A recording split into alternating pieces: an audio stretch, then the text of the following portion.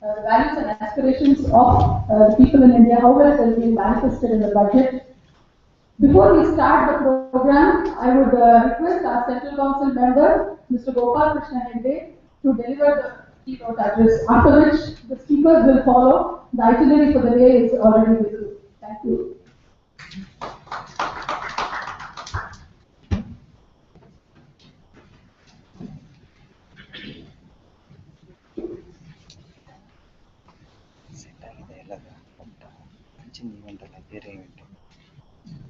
Good evening. Dr. Subramanian, Mr. P. Srinivasan, Mr. Chiroji Acharya, Mr. Deepak Kumar Jain, Mr. Raghavendra T, Mr. Swapnesh Maruk, the distinguished speakers for today's debate on Union Budget 2014, distinguished members of our profession and delegates. Different kind of emotions are expressed, opinions are expressed, and criticism, accolades. We are in the platform yesterday afternoon. Is it a big bang reform initiative? No. Do we see the presence of reformist intent in the budget? Yes. Is the common man of our country beneficially affected by the presence in the budget? Answer is yes. The taxpayer like you and me, honest taxpayers of our country, are we getting substantial relief because of the presence in this budget? Answer is yes. Ms. Sharda mentioned about aspirations and values of the people of the country. Have they been touched upon? You think of many aspects. There is a mention about that in this budget proposal. I will say it is a directional budget. The intent of the government of the day is made very clear. Before we get into critically analyzing the budget proposal as such, let us understand the constraints with which the budget has been prepared and presented to the Parliament. Just 45 days in office, as we all know, preparations for the annual union budget exercise starts 4 to 5 months ahead of the date, 28 February. Here, 45 days only in office, totally new dispensation, one constraint. Other one,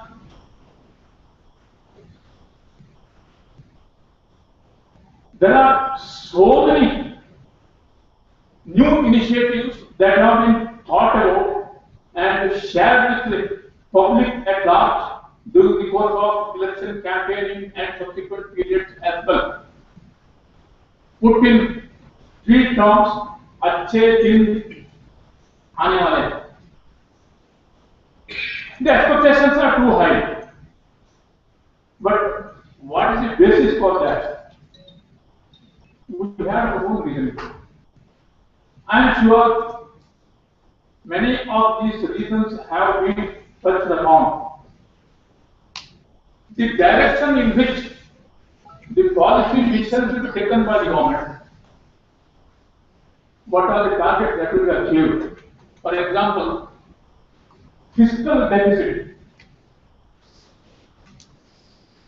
We all know this is the situation of expenditure exceeding the revenue.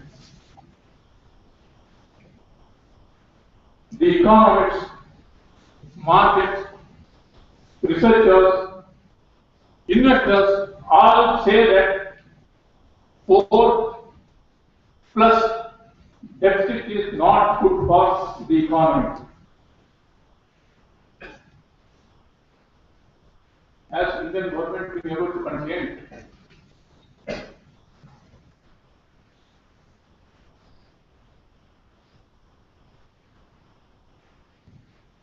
Reported figure 2014, it was 4.5% of GDP. An ambitious target of limiting it to 4.1% during the current financial year. How far it will be achieved? Questions are being asked, but I am sure it will be achieved. Going forward, 0.5% reduction year after year, 4.1 to 3.6, then 3.1 or 3%.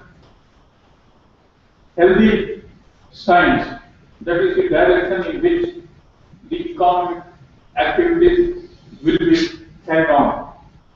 GDP, 2011, we have seen 8 to 9% growth, whereas past 2 years it has been sub 5%, 4.5%, 4.9%. Now, the target is to achieve 5.4 to 5.9, say average 5.6% during the current financial year.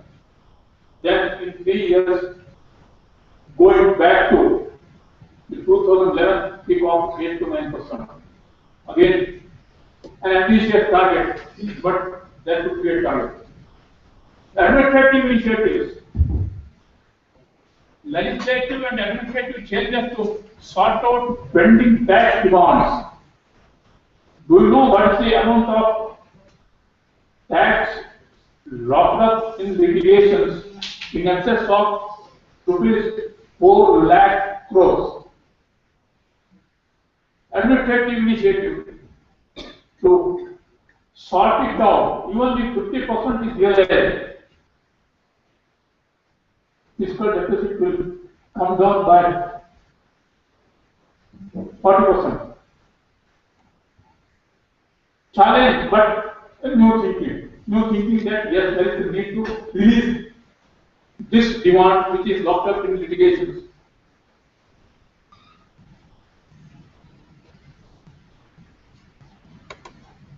GST we have been hearing for a few years now. This budget commits that by 2015 March, all the approvals will be in place. The political will to have eyes and ears open to the problems of the citizens of this country, it is evident in the proposal that a high-level committee will be formed to have regular interactions with the stakeholders to understand the problems faced by them from time to time with respect to tax laws. It is a great path-breaking initiative.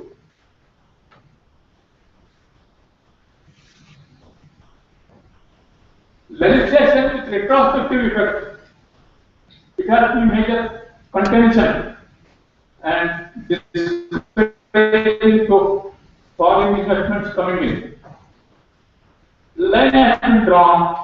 In future, there will not be such legal changes.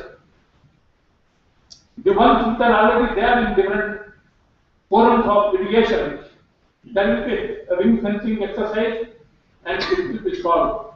Another positive aspect.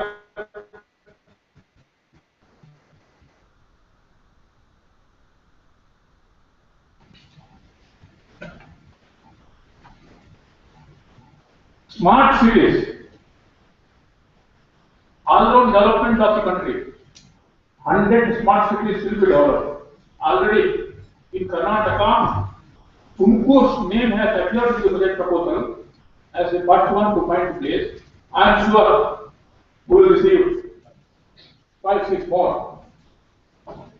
The objective is to achieve industrial development around those smart cities, developing smart city near the cluster of industrial development zones.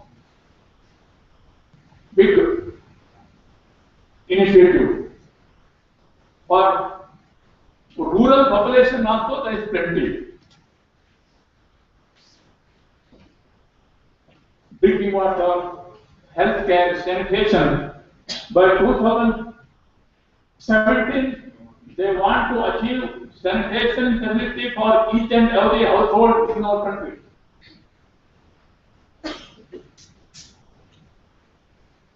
Education. The higher education, we find 5 IITs, 5 IIMs being established. Infrastructure. Whenever we think of big, wide, nice roads, we always remember former Prime Minister Atal Bihari Vajpayee. His picture comes in front of our eyes. Similarly, current financial year itself, where 4 months will be over by the time budget is approved by the Parliament, only 8 months time. 8,500 kilometers of highways will be built in 8 months time, upping 36,000 crore budget allocation there. Domestic water transport facilities. Jal Vikas Yojana, 1,620 kilometers of flow of Ganga from Allahabad to Haldia. There are many innovative things to look at. What we need to have is that positive frame of mind, believe in the strength of the government which we have elected to bring change and look at what we can contribute. For company secretaries in particular, CSR section 135, there used to be debate about what is the treatment in Income Tax Act. Until yesterday, it was all guesswork. There will be a provision coming in that way. It is clear. This is distribution of profit. It will not be allowed as an expenditure to be claimed for computation of tax. Distribution of profit, like if 33% is the tax payable, add 2 more % and pay it off.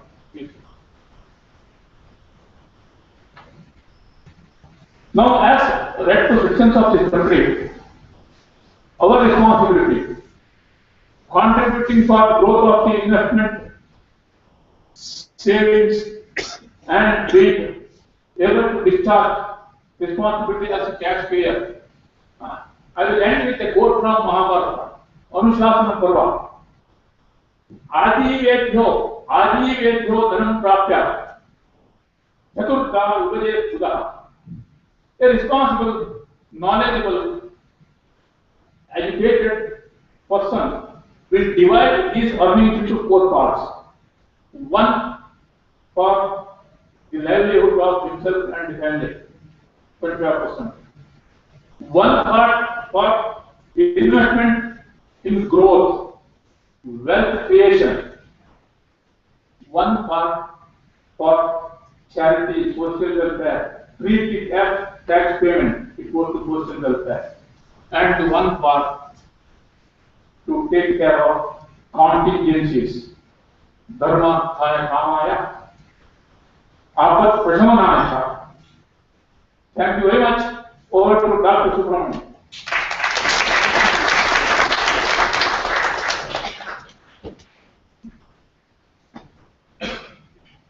Thank you very much. Really enlightening presentation.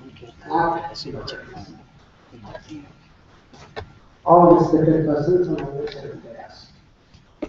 I know the time limit that you have. It's very limited.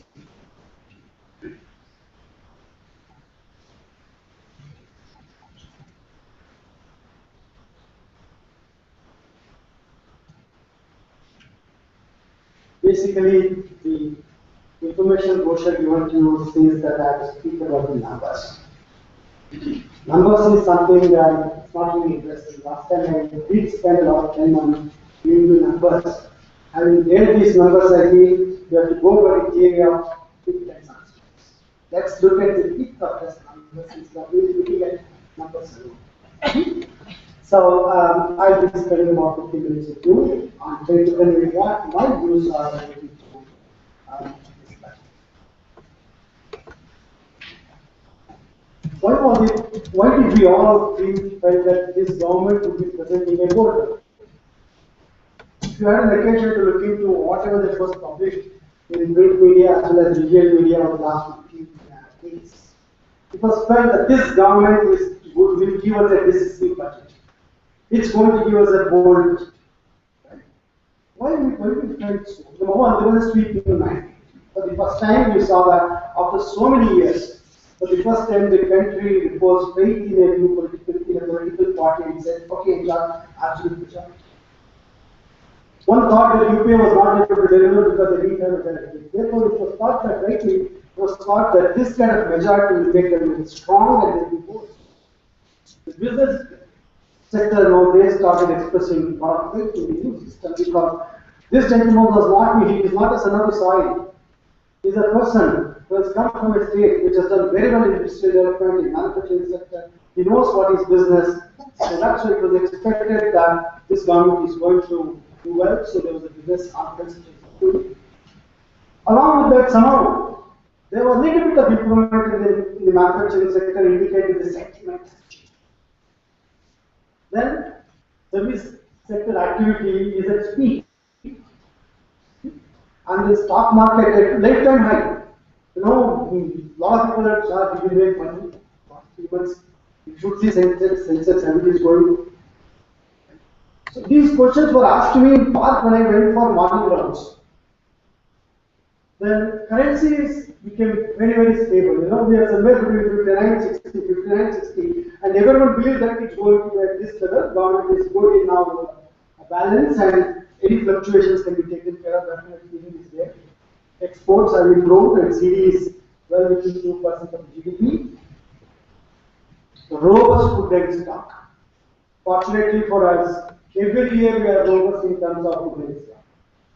With all that people were ready to fight that winter. You know, so many people who voted for this, they say, okay, let us be ready to face some realities. If there is some kind of reduction in subsidy, let's take it. That's the kind of feeling with which everyone thought that this government is going to give a vote. What are the opportunities before government? This was the feeling of the people. Were there opportunities at the right time before the government?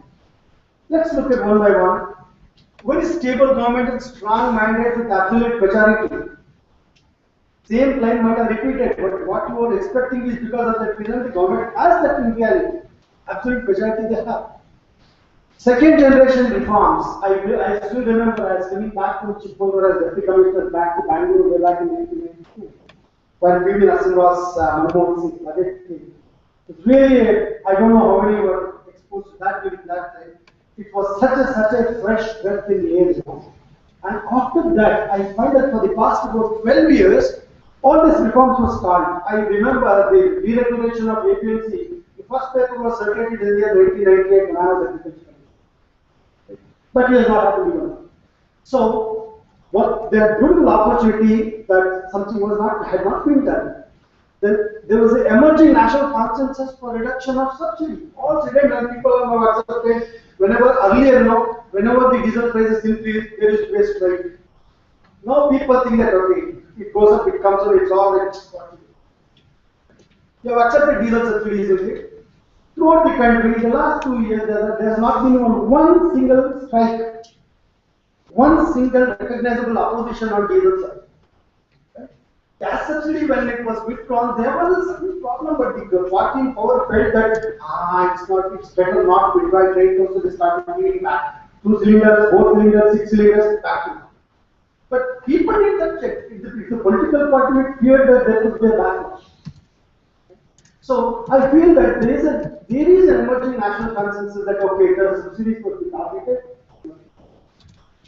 Domestic and foreign investors are looking forward for investment in India. China and India are really hot cake. China reality sector has gone down and India is still looked as a very good country to invest because of several factors. This enough majority to use tax reforms. I'll come to that little later. Apparently, it looks that there is good majority for introducing tax reforms. Then government has an opportunity to take strong decisions. There are many more reasons why government is capable of taking strong decisions, because people who have experience are participating. Okay? I have covered what were the people's expectations and what kind of environment was there for the government. Now, what are the constraints for this government to take policy? First, there are constraints in a democratic system. One, fiscal deficit, 4.1%. Then let us be clear, 45% of the fiscal space, deficit space, is already utilized for and forward liabilities. Okay, it's already utilized. And my friends, they give me information that almost fiscal space is fully required for clearance of last liability. Almost. Then, if one starts immediately today to reduce this subsidy burden, then they feel, oh, my government, it has left me before. I voted this government with so much of passion, but it has left me. They become unpopular, they do not want to become unpopular. So that's why, except for a bit of statement, there is nothing very clear about, no clear statement about what they are going to do on subsidy. Is there a roadmap? When are we going to throw away this kind of subsidy? Or if we are targeting, how do we do that? Do we do it with Aadhaar card or some other plan? If you don't see a statement at all. None of these decisions require the help of a huge statistics or a bureaucrat. These are decisions which will be taken on the basis of a thumb rule and political. Sluggish revenue growth. Today, revenue growth is definitely very poor. Why? First reason is growth is poor. What you get as higher revenue growth is basically out of inflation pressure, not out of growth. Then, you find that inflation rates are already very high. Will they be able to contain? We don't know. Industrial output, well, it is still slow. And there are no safeguards to pull the country from policy paralysis. Even today, the same CAG exists. Even today, the same courts are there. Remember, in the last 4 years, whatever that happened for policy paralysis didn't emanate out of anybody other than the courts or of the constitutional bodies. Right? They're still there, watching the whole thing. So you cannot, just because the new government has come, you cannot arbitrate to whatever you want. So what are the threats which goes beyond the ability of this government to take a bold decision? There are situations which this government cannot control. If they really go overboard and go at full throttle, there are situations where they have to really depend quite a lot. What are they? Number one, weak monsoon. Illinois is already there and we have lost nearly 1 month, especially in South India where we have got a bimodal rainfall. With 1 week coming in the month of June, July, second week in the month of September, October, first week is already lost. Take it from me, the pulse prices are going to increase this year. It's very clear. The consequent food shortages will cause inflation, whatever you do. Food being a demand inelastic commodity, I will not explain what it is. Food being a demand inelastic commodity, just because if you produce, you can't eat more. Right? Just because you are not produced, you can't starve. Very small imbalances in available supply and demand is going to create a very big ripple in the market. That's why you find inflation is back. Inflation will be coupled now with high interest rate. It may lead to adverse standard of living for many, the poor who are going to suffer.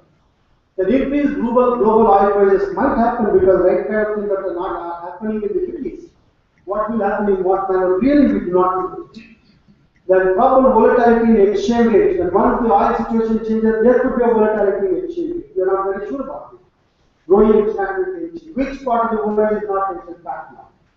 Somalia, wherever it is tension back. Then adverse geopolitical situation. What will happen from China? We don't know. What will happen from Pakistan? We don't know. What will happen from Sri Lanka? So the most important thing is in Rajya Sabha, this government will not gain majority for the next 2 years. Will it be possible for this government to push all the tax reforms? Maybe finance bills. Because there is scope for finance bill to be referred back to the joint session with the EIT. But for rest of them, wherever you talk of administrative reforms, these are the threats that the government is facing. I showed you first. First slide is what are our expectations.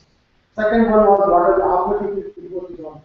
Third one I showed you what kind of problems are there and what situations are not and people do. So when you are making a budget, Budget document is a political. It's not just the economic strategy. It's not just the economic document. It's a political economic document. I'm sorry.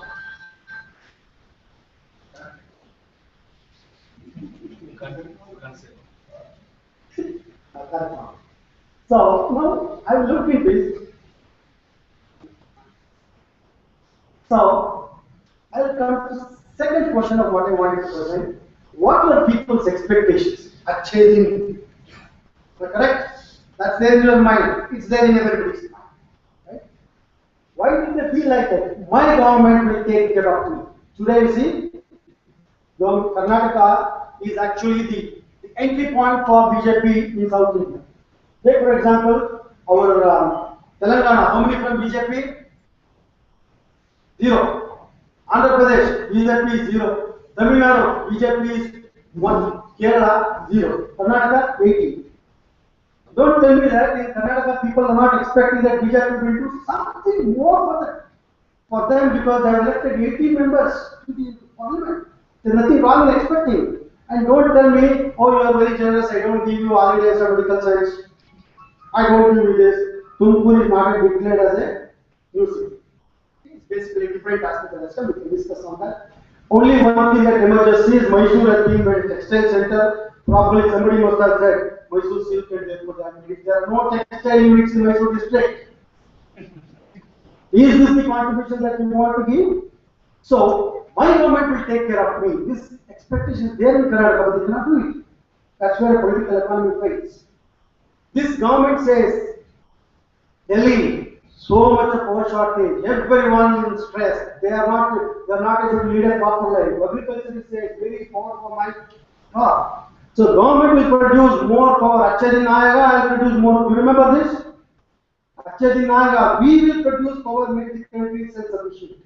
Okay? Then it was said, like Gujarat, we will ensure that irrigation is provided to all my farmers. I'm not really talking of something that, whatever that happened in the last 4 months. My government will bring back money. How many crores? 200,000 crores of back money is locked. Where in Switzerland? Forget in India. India is much bigger source of black money than that, as I see. So we all these things should be, and therefore don't tell that people cannot expect these things. Okay? Then what other aspirations were there? My government will promote industrial production and provide job to all. I know there was a beautiful cartoon where Modi was shown playing cricket and 5 fielders standing there, one at the back, agriculture, other power, third fellow asking the job. In fact, I have taken these things only for that cartoon, which I should have put that. Then it was expected government is going to reduce tax. I am very happy because now the exemption limit will be 5 lakhs. Did you hear this? It was there. It was there in the ground. It was thought that in this we are going to do this. But all the people said this earlier government was very bad, fiscal discipline is not. We should send the fiscal discipline. So it was also expected that all reforms are pending and we must see that this government will bring in all such reforms. So when you evaluate this budget against these parameters, 2014-15 budget, you have to look at, has the government attempted fiscal consolidation? Number 2, has the government been bold in presenting the budget? Has the government addressed the promises made in the manifesto? Has the government tried to bring back the economy which was in doldrums? Has the government created policy environment required? 3 more. Government has it given the relief as expected? Has it helped the farming community, the manufacturing sector? Has it helped to carry the reform process? Then is the government secular interest? Let not take the last one because that becomes something first. So let's look at these parameters little closely. Has the government attempted fiscal consolidation? The clear answer is no. What was expected from this body is, come on, tell me, I am going to give the bitter pill for the country. Today, industry is not able to access finances. Why? Government is helping all that. So, expectation was it will be spent. It didn't happen. Fiscal deficit is still at 4.1%. Right? The FRBM target they are not respected. Whose law is this? The government parliament's law. If we do not respect FRBM target, who will do that? Why should you bring so much of credit to a government which has no respect for its own laws? Okay? It has wonderful opportunities to increase revenue flows. What are the one? Some programs had to be cut because they were all previous government's programs. There was ample scope to cut off programs. They didn't do that. It could have delayed certain continuing expenditures, right? They didn't do it. They said we are going to appoint an expenditure management commission. And they said that they didn't cut those expenses. It could have factored inflows. But they should say by tracking black money network and more generate so much. It could have factored speedy settlement of pending, what you mentioned. It could have led to speedy settlements where money could have come and should have shown as resources, and then they should have shown a resolve for contaminated fiscal deficit. They will pay. Has the government been bold in presenting the budget? Not really. It's not at all bold. Why they will say that? There is no statement about reduction of subsidies. Again, if you see the AFS annual financial statement is a document that government of India releases which shows the anticipated revenues and expected expenditures. You know how much will come to be. In this investment, I have shown 50,000 crores as revenue. So maybe it's going to come. And if so, why the budget speech is mum on that? Are they going to see that bank will be capitalized, their shares will be available for this investment? Or which unit is going to be this investment? Why is that kind of shirkiness? I'm not very clear about this. We don't find one line of warning to defaulters, black money holders, no action contemplated. Not even a simple amnesty scheme. Then nothing is said about administrative reforms. Things go on as such. Why no timeline? GST.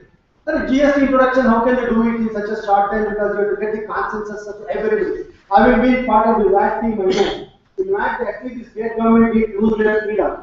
State government it was only for accommodation being took place. Subsequently, they said after 3 years you can put whatever rate you want.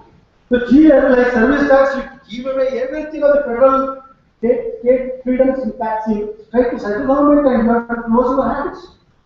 Do you think that it can accept it? Today we have a Congress government here. There is a government in BJP there. And BJP government may say, I'm not going to increase the taxes. Do you mean that my constitutional right should be sacrificed? It's not a very easy. Therefore, I wish they should have explained some kind of, given some timeline. That's why I said, government is not bold. But as the government addressed major promises made, it's a hold argument. Let's see one by one. Power sector. Power, we are all mentioning, you see, actually, that was it said, but understand what has been done in the power sector. They have provided 100 crores for making a report. Nothing else is there in the budget. A budget which is 17 lakh crores has got 100 crores reserved for power sector only for making a report. What is not there? One, no assistance to state government to support power production. No assistance for, no statement on coal block allocations. How are we going to do it? Assistance to railways for coal transfer. Nothing is there. No definite program for environmental clearance. All projects are dying there. So many things are there. No assistance to NHPC if you are not captive, if you are not infusing equity into NHPC and NHPC. How are they going to raise the loans? So, then you look at the other sector, drinking water. Drinking water, for drinking water, money allocated is 3,600 crores, which is less than what was allocated by the previous government for rural water supply. How are you going to give more water? A statement will give you water? I'm not very sure about it. Another thing, black money, no statement on control of inflation, nothing is made. Has the government tried to bring back the economy which was in controls? Not really. Why? No immediate expenditure control measure. If you do not control expenditure, how are you going to raise it? A large number of new expenditure programs have been included. Plenty, Gangati, all this kind of thing. Undercrowding has been made for gas subsidy. You cannot stop it. And just because you provide gas and make corrections, it's not that expenditure will not come to you. Extended liabilities of 13-14 are yet to be cleared. Okay. I told you about capital assets on decision limit cannot be realized in current year. What is the plan for that? And the rate will survey. I'm not very sure about it.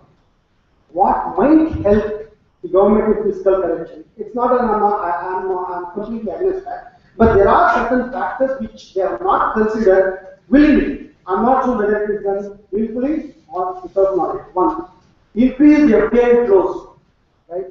May reduce the pressure on the banking system. Okay, therefore inflation may come under control. Settlement of tax disputes can give us some money. Black money can also be a source. So therefore, peace and growth If these things are achieved properly, they may be, it will be complete. Has the government created a policy environment suitable? Yes, to some extent.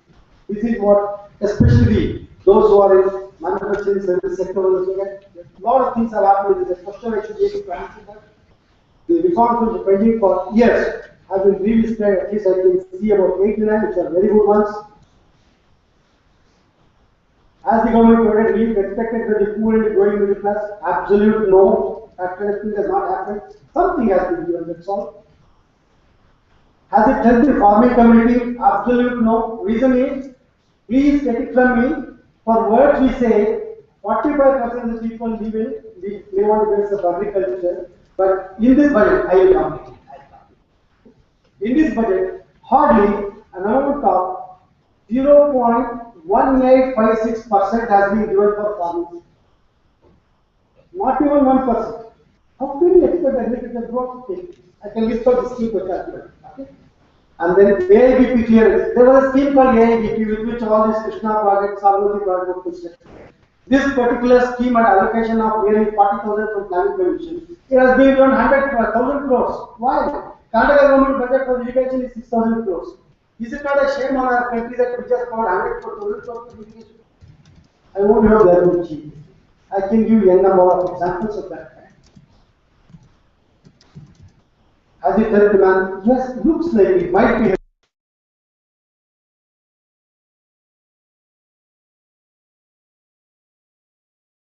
Taxation is change, right? Can it carry through reforms? Okay. Okay. Now, there are 3 risks in this. After 1 year, a different scenario emerges. Actually, while power was handed over by President of US to his successor, he had ruled it. Hours. As anyone when in trouble, open first power. When the trouble comes second time, open second. So the session started, they started saying, you are not done anything, and you opened the first hour. He said, blame everything on opposition. He did it. That's what is happening. After some time, the problem cleared, and we opened it, and then we said, now please blame all these things, put it on the opposition sitting. This is what we will do. But what do you do if the opposition comes within? What do you do for Joshish? What do you do for Advanis? Discontent, unsatisfied, not happy. This kind of opposition can come from within if constituents are not satisfied.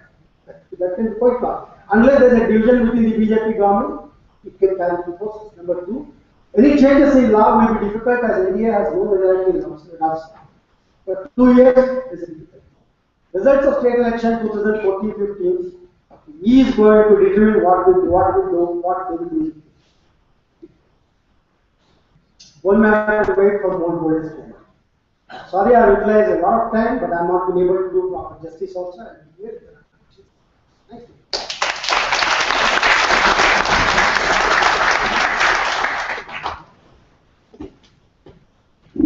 I would like to thank Gopal Krishna for setting a positive context, and also Dr. Subramania.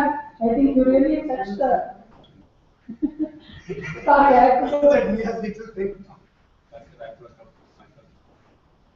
think you can give more time in the panel discussion. Yes, thank you for really touching the fifth and substance and not sticking to just the numbers. You gave an excellent overview. And now we move on to Mr. P. Srinivasan from Wipro about corporate taxes.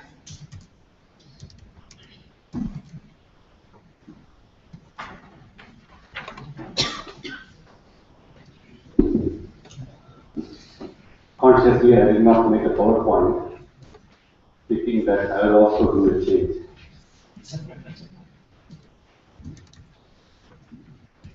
What was the expectation from the budget, and whether some of them or all of them have been met? I think the expectation and meeting of expectations gives you satisfaction. So, with that background, this government, during the election campaign and later on, said that adversarial tax regime, or differently put, tax terrorism, will be possibly removed. That was including corporate associates were looking forward to. The second one was that retrospective amendments, whatever the adverse impact of it is there, will be removed or addressed at least. That was the second aspect. And all corporates, including multinationals, investors who are looking to India, they were looking for some direction from this budget on this score.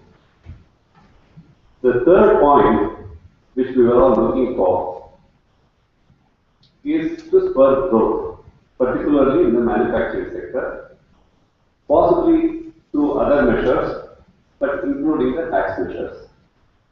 So that this objective has been met. Fourth one is about the export sector. Export sector is already enjoying a lot of incentives. So the tax proposals, nothing was expected except for the IT industry's expectation or even the SEZ expectation that MAT will be not covering SEZ profits or SEZ profits will be outside the scope of MAT. This was one expectation from the government. The last one, if I may say, is that there was an expectation, frankly, that no doubt there was an expectation of 5 lakhs exemption to start with. There was also an expectation that the individual tax and even the corporate tax may be enhanced because the government has a compulsion to mobilize revenue. Actually, there was an expectation. Very honestly, I talked to many HNIs and they possibly said that there will be one slab above 30 or even 2 slabs above 30 to mobilize resources. Perhaps that cut did not make much of a revenue, so it was not made. In this background, let us test each one of them, as Dr. Subramania did with a few questions. I have also raised a few questions and we will find the answer. On adversarial tax regime, the adversarial tax regime was felt more in the case of transfer pricing. A lot of noise was being made on transfer pricing adjustments, particularly by the MNCs who had set shop here. They expected a little more certainty. There were high-pitched assessments, and high-pitched assessments in the last 5 years has enhanced the amount of litigation each year is staggering. I understand that it could be in the region of over 30 to 40,000 or even 50,000 at times. Lot of transfer pricing litigations are presently disputed at the third point in time. So what if the industry asks? One, there should be a little certainty in the assessment. Do not keep mean as the transfer pricing benchmark, as the average price of comparables landing on mean can be influenced by the extremes, and therefore mean is not representative of a comparable index. Choose a range, was the ask. And the Honorable Finance Minister has mentioned in his budget speech, possibly it will be carried out through rules, saying that the mean will be replaced by range. Mean will also continue if the sample size is too small, but otherwise it is the range which will be taken. When you are given a range and the price you charge with your associated enterprises in international transactions or specified domestic transactions, and your price falls within the range, then no disturbance is made to the pricing, and therefore you survive an assessment without any adjustment. So, faith in all probability of statistical tools will be a better statistical measure to do comparison compared to me, and that acceptance has come through a assurance from the Finance Minister in the budget speech. The next change, as far as transfer pricing was concerned, is that a single year data is actually posing a lot of issues because single year is not leading to enough of data availability, number one. Even if data is available, we find that it is not capturing the economic cycles of business. It is getting itself restricted. I could be at the beginning of the economic cycle as far as my company is concerned, but there are mature players who may have weathered it out and they are perhaps in a better place. So there are different combinations of business cycles, and these business cycles are not being captured in a single year data. So the ask was that you should use multi-year data. That also has been considered in some form because the finance minister says that finance multi-year data will be the basis for having comparables. These two assurances are at policy level, and these two possibly will help in arriving at a better transfer pricing assessment in the future. But also, the certainty which we are looking at is that advanced pricing agreements which has been invoked and has met with a reasonable success have made the APA authority. Actually, the APA experience has been good so far. Both the taxpayers as well as the authority feel a bit elated that it's a good arrangement. It has resulted in good conclusion. The certainty is better, and the process is also reliable. I think all these factors have contributed to the success of APAs. The finance minister now says that whatever APAs you conclude, it can be rolled back for 4 years, and therefore what is intended to be a prospective agreement will be also retrospective in application and will bring about certainty. Of course, there are minor changes that the arm's length price will have to be addressed through the APA itself. The methodology at least will have to be raised by them, but it certainly brings about certainty or reduced litigation of the past. So I will say in transfer pricing design, these three clarifications would bring about a lot of certainty to international competition. If you are a global economy integrated to the global level, obviously the transfer pricing design has to be a little robust. It has to bring a little certainty. Those aspects have been well addressed. The next aspect is that one small change, there was a lack of understanding in the transfer pricing design whether an unrelated party could be a domestic party and not a non-resident. This was being debated because what can happen, certain price need not be determined in the transaction between two related parties. It can also be determined through an unrelated party. For example, I just take an illustration, it's not that it's reliable. Suppose a chemical company which has got manufacturing units in Delhi across the globe chooses to procure raw material from an unrelated party. The price for the raw material is determined from an unrelated party. Here, the transaction is no doubt between an unrelated party and the person who is entering into the contract. The price itself has been determined in a consolidated way so that all associated requests within the group could benefit from the price. The question is whether the unrelated party should be a non-resident or it could be a resident also. It has been clarified that it could be a resident also. It may not be a non-resident. So this much of change has been brought about because to remove a dispute with regard to transfer. So transfer pricing, I think, has been well addressed. I think some of the concerns of MNCs have been met. No doubt, the field authorities, how assessments are done going forward, that will be remaining to be seen, but the direction has been addressed. The next issue was about dispute resolution. Two large fields occupied our mind, and about retrospective amendments. As far as dispute resolution is concerned, two things have been done in the budget, and both are welcome. The finance minister did mention the arrears of taxes which are locked in litigation, and obviously there's an intent that some of those revenues will flow into the government coffers and reduce the fiscal deficit. That expectation can be one. The more beneficial expectation from the tax assessees or taxpayers is that we also come to some kind of a reality and conclusion. I can say with my experience, even today, some of the old cases of Wipro, which pertain to the year 85, 86, 86, 87 are all pending in high courts.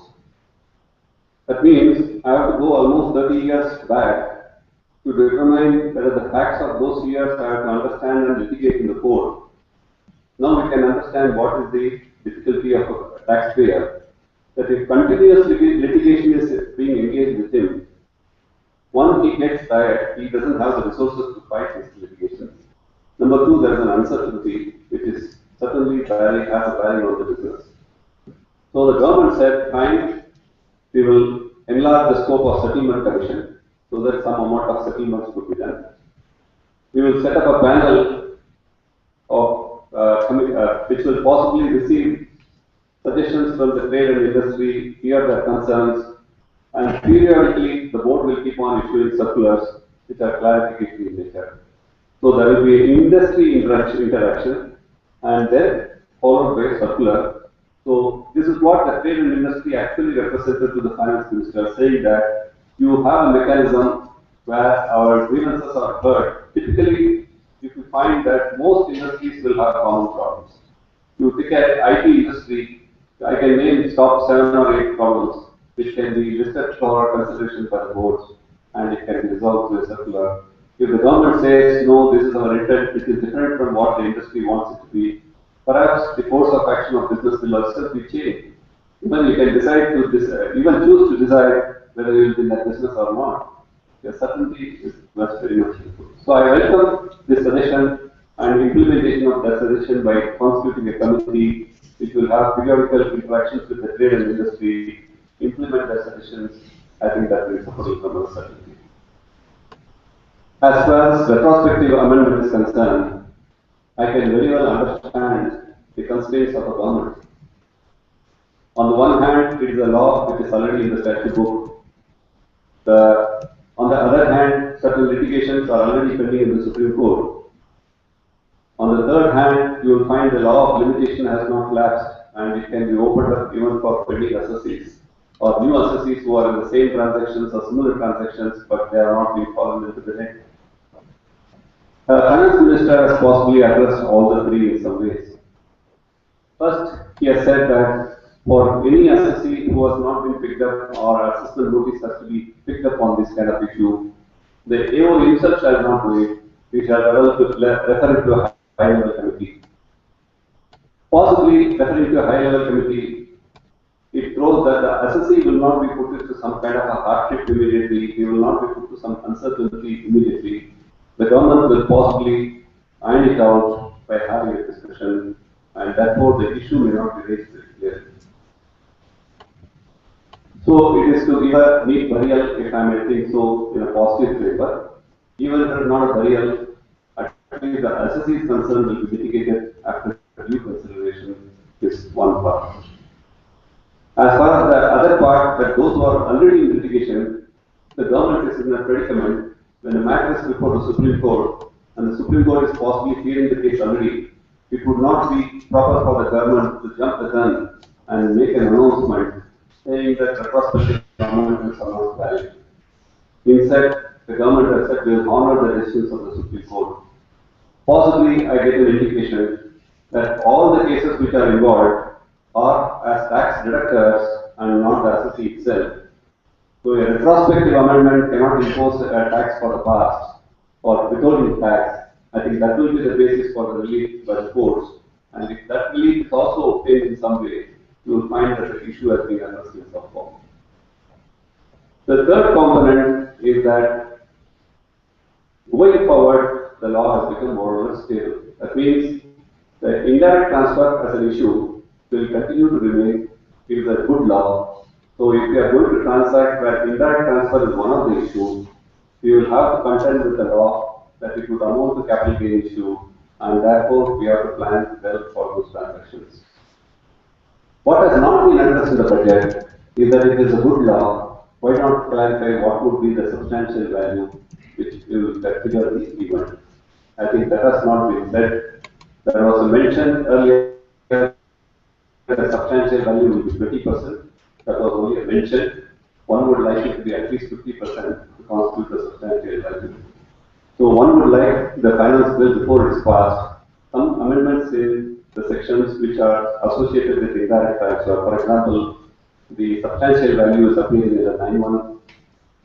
Therefore, an amendment in 9(1) possibly will make it clear that substantial value of what it should constitute. That will bring about clarity. And if the objective is to bring about clarity, it is nice to clarify what would substantial value be. The other aspect which has not been dealt with and again will require some more clarity is that fine, if there is an indirect transfer and there is a capital gain event, how the cost of those indirect transfers, that is the assets in India, how the cost basis will be restated and who stands that cost will be determined. Assuming there is a chain of events, A Limited owns B Limited. A Limited, say in Cayman Islands, owns B Limited in Mauritius. B Limited in Mauritius owns the undertaking or a company in India. Let me take Vodafone itself because that appeals as a listed, as a well-known company. Cayman Islands, it is invests in Mauritius. Mauritius invests in Vodafone India. That's an indirect transfer. For a moment, the law is covered. We will not debate whether the law is covered or not. Suppose at the first point, the shares are transferred at the Cayman Island level, and there is a capital gains tax, assuming that the tax is paid also. The next level transaction happens at the Mauritius level. What will be the cost basis for the underlying assets? Whether it will be restated to the value on which capital gain was already paid, or it will remain at the original level at which the tax was suffered. This question has not been answered, and possibly we will need clarity on that. So the two suggestions, since we have got a lot of clarity on what will be done on retrospective, in order not to be visited with another retrospective amendment, we need this clarity from the government, and possibly we should press it before the law gets passed to an act enactment. And we have very limited time because this bill will be passed by the end of this month. That is the second part of it. The third part of it, that manufacturing units or sector should be revived, and there should be growth with a spur. Growth should be spurred. There was sufficient talk that manufacturing develops the largest amount of labor, or relevant labor, if I may say. It distributes income more evenly than IT companies would. So therefore, manufacturing is a better growth than IT sector or services sector. This is one of the concerns of the government. So what did the government do as far as manufacturing is concerned? Two or three things. One, the government said that we will introduce an investment allowance. Earlier limit was 100 crores in 2 years to be invested before 31st March 2015. This government reduced it to 25 crores to make it more affordable for smaller companies. I don't know whether even small companies can afford 25 crores. Assuming that 25 crores is a reasonable limit, you will find that smaller companies can certainly put in a large amount of capital into the field. So capital formation has been encouraged with the hope that it is not going to, it will create some capacity for production. The supply side is a concern, is what the government has identified. If that is a concern, you need to create capacities, and this is one way of creating capacity. So 25%, 15% investment allowance on new plant and machinery installed before 2017 up to a value of 25 crores in each year. I think that will be the limit which is what the government has brought about. What is good about this proposal is that it runs parallel with the old scheme. Old is not removed. You can take advantage of the old, you can take advantage of the new.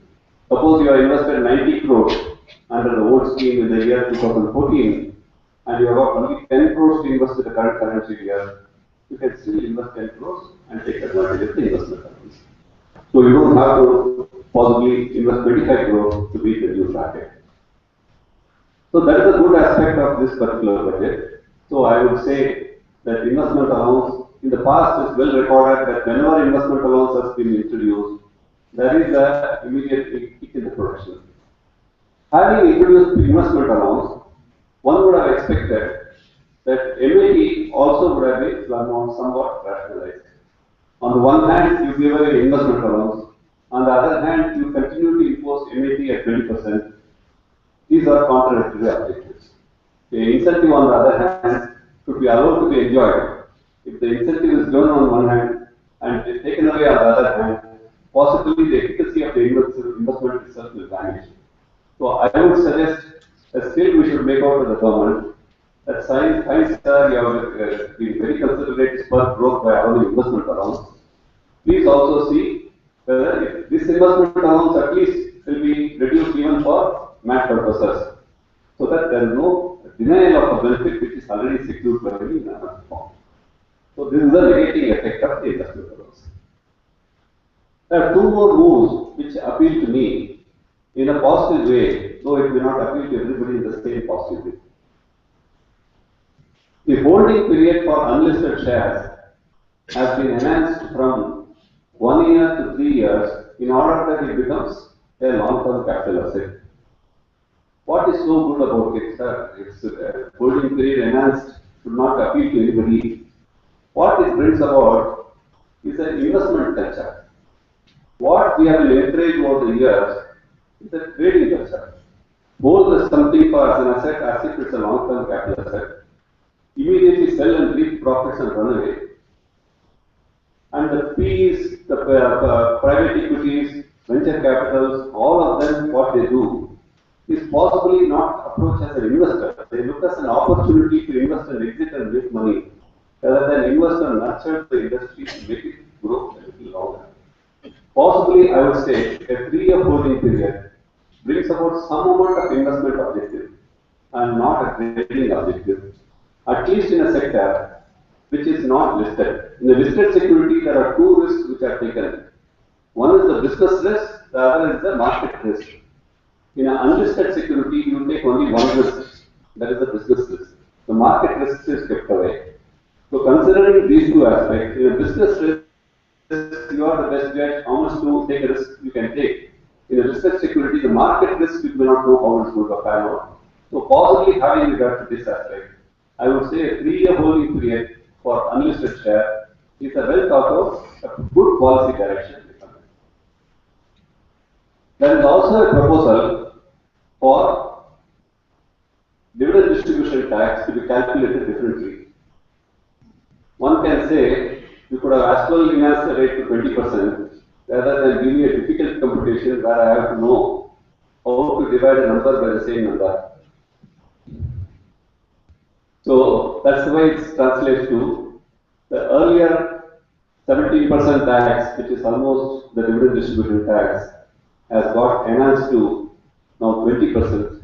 And I think if somebody takes it objectively, and it has also put it as a revenue collection mechanism, so we can understand the compulsion of the finance minister that if at all he has to touch somebody, it has to be somebody who has got the ability to bear it without an adverse impact on him. So he chose the investor community, but too in the dividend form, and levied an additional tax in the form of a dividend distribution tax. The receiver does not know, but nevertheless this company has won. I think that's the way it's been positioned. The disadvantage of a revenue mobilization measure possibly has not been seen, at least for the current financial year, is that the effect takes from 1st October 2014. If I know corporates, most of them would have concluded their AGMs well before 30th September and even distributed the dividend before that.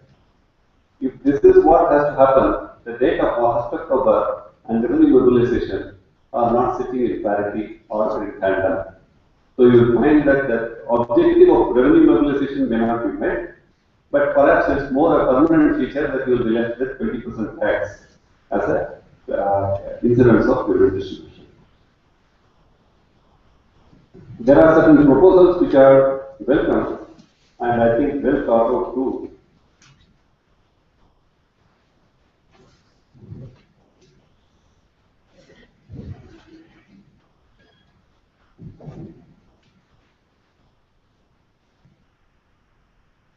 There are always complaints that failure to deduct not a tax at source, you are paying the deductor more than the deductee. It is the deductee who is the assessee. He has an obligation under the law to pay the taxes.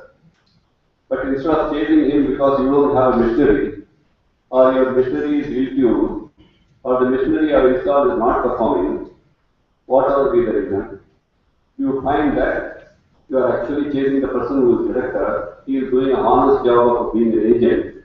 You cannot punish the agent for his failures other than what is reasonable or perceived to be reasonable.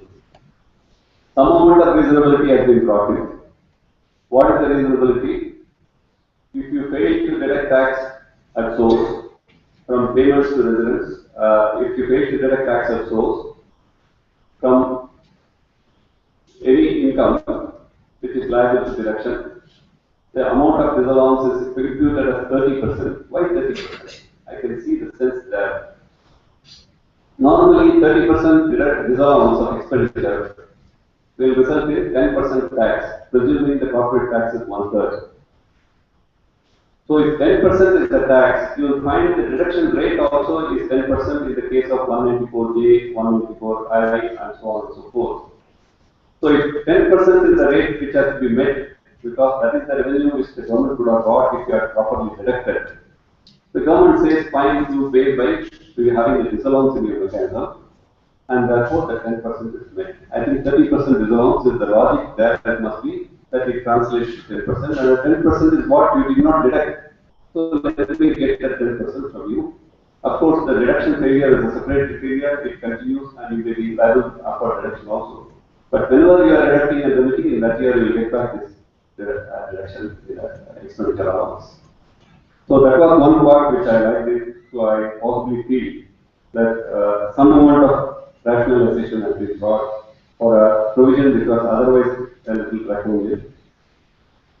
There is a provision which says that if you have remitted the tax before the due date for filing the return, in case of TDS from residents, then that expenditure will not be disallowed. That is, for resident deductions, if the amount is remitted before the due date for filing the return, then the amount of expenditure will not be disallowed. That scope has been now enhanced to non-residents also. So if you deposit, if you have a deduction from a non-resident, if it is delayed but still is nevertheless paid before the due date, then there will not be disallowance. There is also a provision which is extending the deduction to salaries, directors, commissions. So the scope of payments to non-residents, which attracts a disallowance, has been broadened. It includes salary, it includes director's fees, and a lot more. Almost all payments are now covered. If a payment is liable to TDS, then obviously you have to deduct this TDS and remit to the government. A few more changes have come that a long-term bond instead of infrastructure bond will be entitled to a lower 5% withholding instead of a normal withholding. Earlier it was applicable only to infrastructure bond. Now it has been made applicable to any long-term bond. So this is possibly to ease the amount of money that would be available to a corporate for a long term, and it will lower the cost of borrowing. There was a lot of lobbying for corporate social responsibility is what we were mentioned. CSR, we expected. There were two arguments. One to say that it is mandated by law. What is mandated by law should also be allowed as a deduction under another law. One law mandating me to incur or spend a particular amount should also be allowed as a deduction under the Income Tax Act, but for the mandate under the company law, I would not have paid even incur this expenditure, so it should be allowed. Another argument is that CSR is always an application of income. It is more income on which tax is paid, it is therefore not deductible. We already had an indication from the earlier discussions that it would be treated as an application.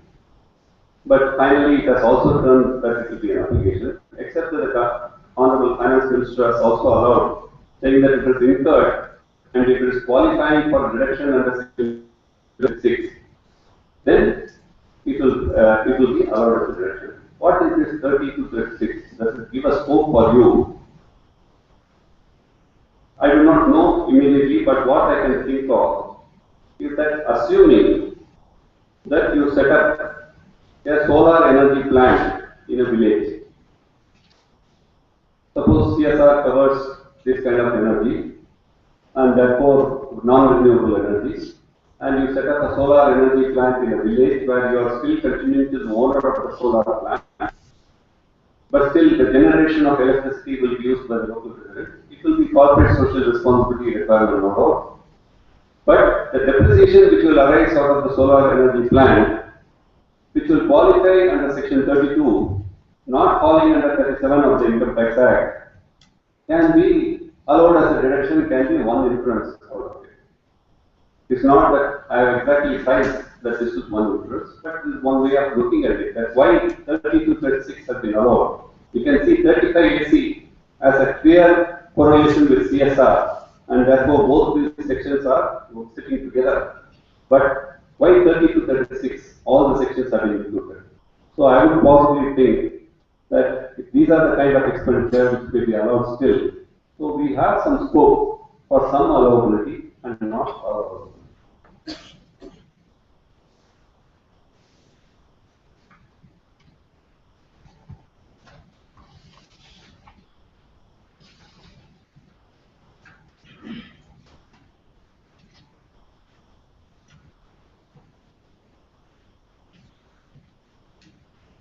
I got only one more slide to cover, which I'll do.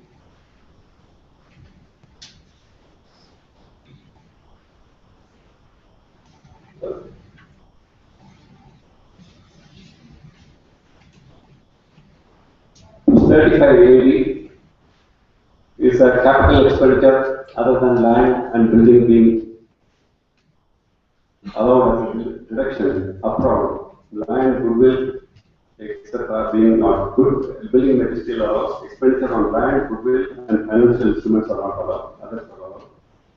The specified business scope has been enhanced to laying and operating a slurry pipeline for transportation of iron ore. So iron ore industry may benefit out of it. Setting up and operating a semiconductor wafer fabrication unit. Again, India has been lagging in electronic manufacture. Perhaps it has already lost the game. There is some attempt to revive it. The indirect tax person also will talk about beauty rationalization in this sector. But essentially, there's an incentive to set up these kind of units so that you get an upfront reduction. As a few restrictions have been made as far as the specified business is concerned. The asset should continue to be used for specified business for a period of 8 years. If it's not used at 8 years, then the return on value, to the extent that value above the return on value will be treated as an income. There is also a requirement that what is eligible under 35 AD shall not be eligible under 10 AA. This looks slightly dicey to me because 10 AA is a reduction allowed in the year of investment. 835 AD is a reduction allowed in the year of investment. But section 10 AA spreads over a 15-year period. How these two are going to be married? Why one should lead to the renewal of the other? One can say that in computing the profits of 10 AA, you shall reduce the amount of 35 AD can be a good law. But to say that one would negate the other, I think that makes a little far-fetched the provision. And maybe we have to bring it to the attention that maybe the intention is that it should also be reckoned for the purpose of computing 10 AA. The idea should be that two benefits should not be duplicated. It should not be that one should be taken away because you are availing the other. I think we should tell the government that this is one anomaly, we should be corrected. I got almost only one slide I was looking for, which I thought I would use the opportunity to present to.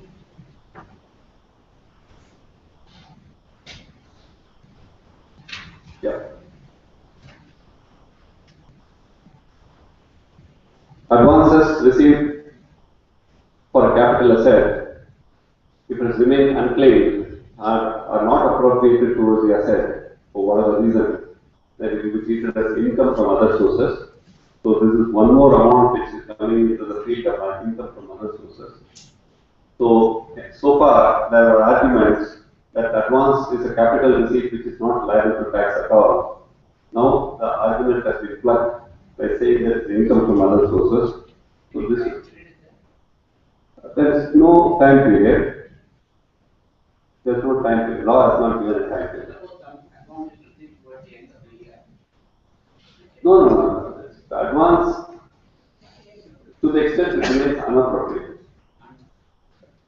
So, generally what happens, you may have what's called EMDs and other things which are part of the deposits. That's it. Law, to the best of my knowledge, has not given any time period. There are certain good news for the corporates also, that FII can have its managers, fund managers, others located in India, and they will not be subject to taxation as business profits. There's a clarity that it will be subject only to profits as capital gains. This will bring certainty into foreign institutions. I am aware of only one grounds while a non-resident should be given the benefit of easier tax regime, normally discrimination is not allowed. That is, a non-resident should not be discriminated. What a resident enjoys, the non-resident should be also granted. But more and more I am seeing a reverse discrimination, that what the non-resident is given is not given to the resident. Possibly a policy has to evolve, there will not be any discrimination either side, neither against the non-resident nor against the resident. So we need an equitable policy on this front too. These are the lot of changes which I have brought. I think the proposals are good.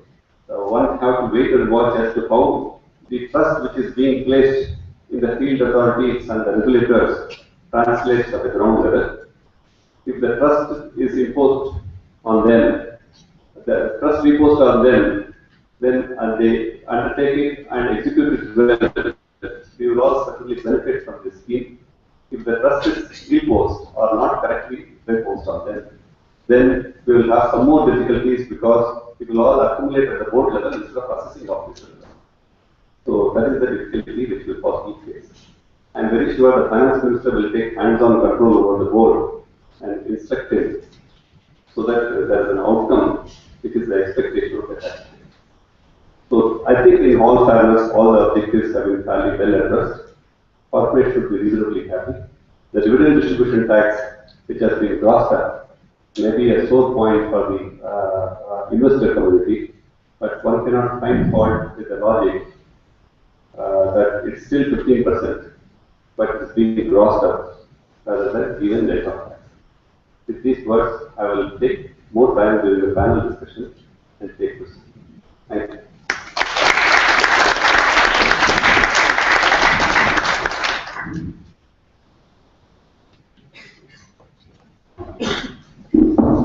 Thank you, Mr. Srinivasan.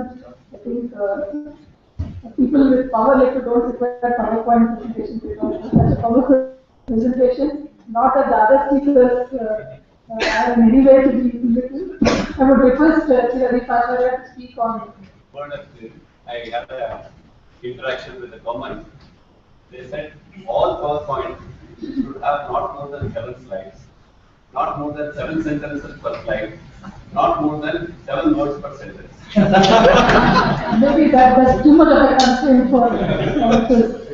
So I would request Sri Pasharya to speak on. This whole is saying that India PPP is not that means you don't have enough understanding of it. Thank you, sir, for your wonderful thought-provoking speech. So, P.V. Srinivasan sir has taken you also the entire gamut of the corporate tax and the transfer pricing the proposals. And I plan to follow it up with a discussion on the personal tax front. Now, it's always a challenge to follow up any speech given by P.V. Srinivasan sir, but I will try my best to keep you awake. So, the first thing we need to be aware of is that this government had a very limited time period to come up with the budget, and the expectations were extremely high. You could actually look at the television channels every day, and you would see a bunch of wish lists which were being provided by individuals. Some of them it ranged from things like increasing the exemption limit to 5 lakhs, or bringing the reduction under the medical reimbursement or conveyance allowance, increasing it to bring it in line with the increased inflation, or increasing the interest paid on house property or self-occupied house property from the existing 1.5 lakhs. Now, the government had a significant challenge in terms of the ever-increasing fiscal deficit, and also the challenge to keep the fiscal deficit at 4.1%, which many felt was a huge challenge. And in light of all these constraints, I believe personally that the finance minister has done a very reasonable job in trying to balance the expectations of the common man with managing the fiscal deficit as well. So we can just have a look at the provisions to see to what extent the finance minister has actually kept up his promise of providing a sharing for the taxpayers.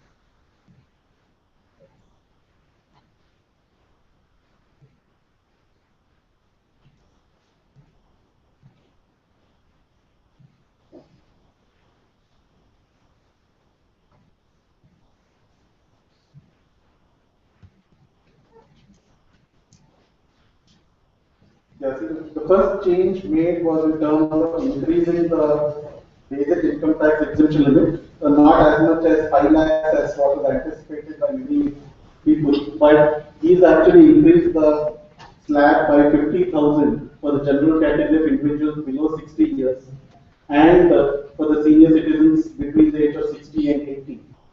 So if you can see, the slab has gone up, the basic income tax exemption slab has gone up from 2 lakhs to 2 lakhs 50,000, and in case of senior citizens, it has gone up from 2 lakh 50 to 3 lakh. For citizens above 80 years, the existing slab of rupees 5 lakhs, the basic exemption slab continues.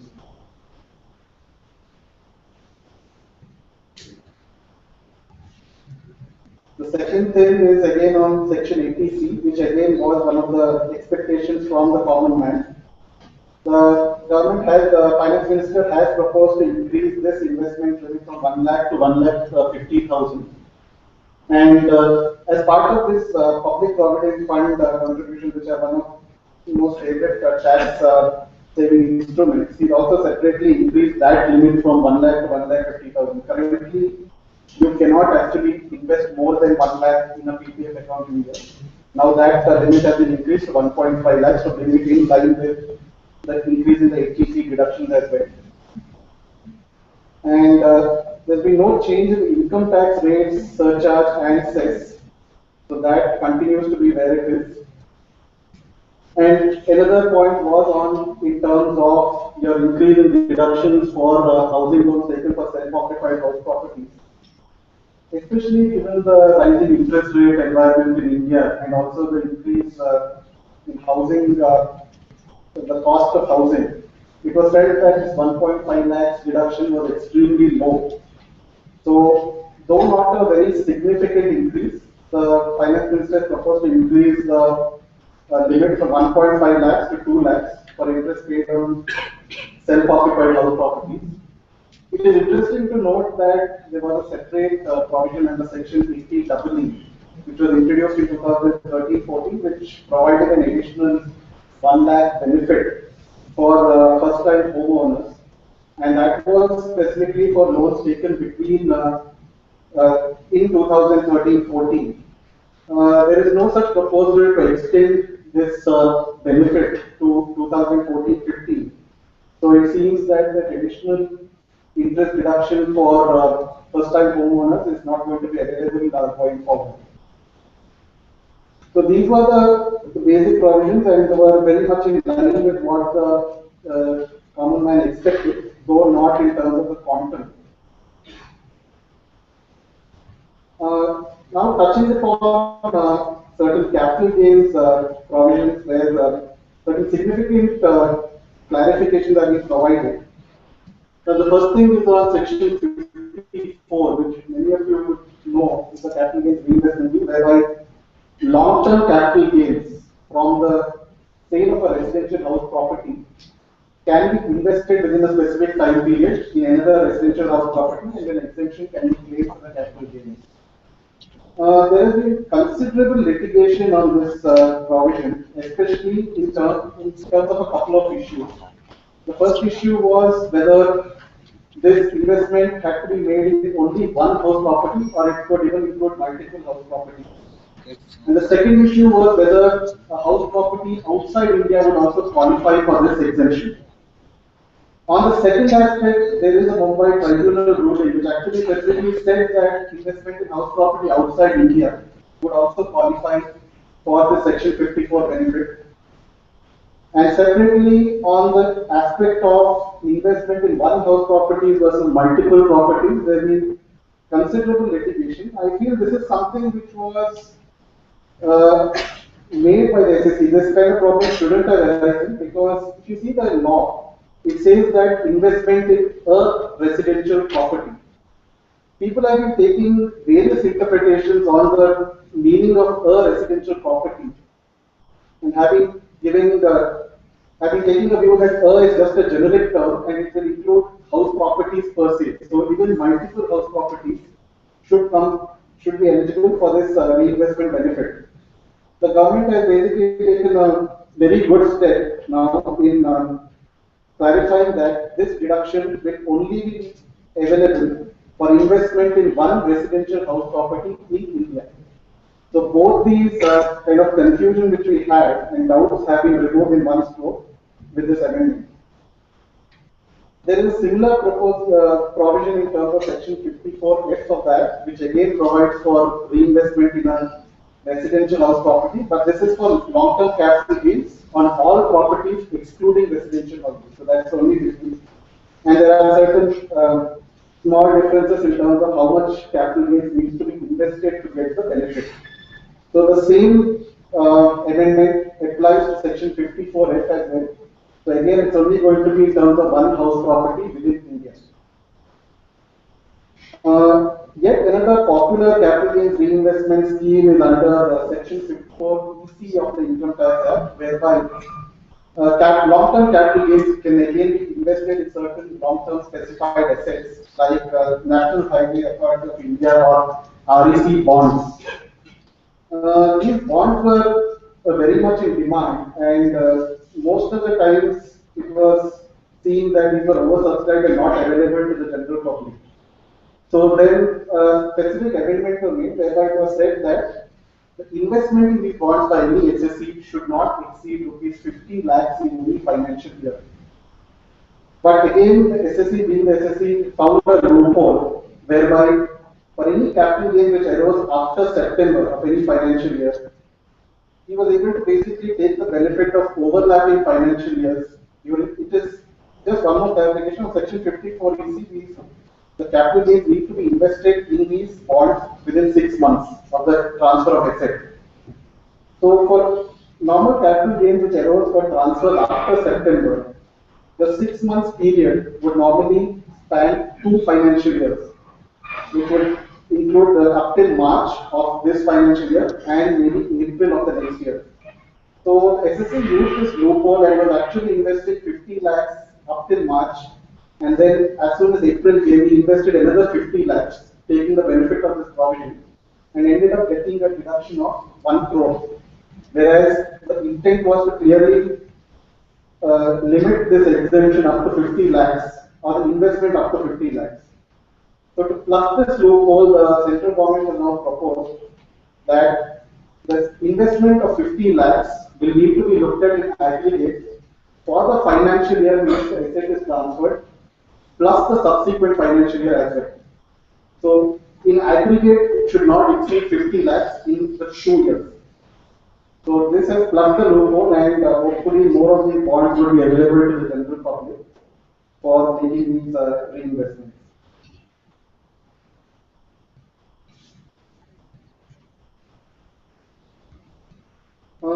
Those are basically salient or the important key proposals which have been introduced in terms of personal tax. I would just like to touch upon another provision with respect to life insurance proceeds which I've seen. Currently, which are not specifically covered here, but currently what is happening is that in certain cases the life insurance proceeds received are subject to tax if certain conditions under the Income Tax Act are not met.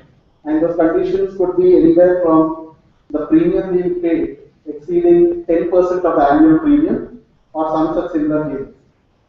So it has been seen in many cases that SSCs were getting away with paying tax on these amounts, whereby even though they may not actually meet the conditions of section 1010B, which provides a specific exemption for insurance proceeds received, and they were basically ending up not paying tax on the amount which they were receiving.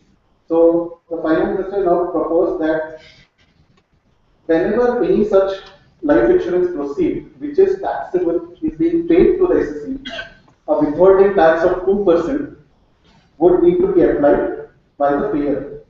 But he provided some relief in the sense that he said that this 2% withholding tax will not apply where the total amount paid to the SSE during the financial year does not exceed rupees 100,000.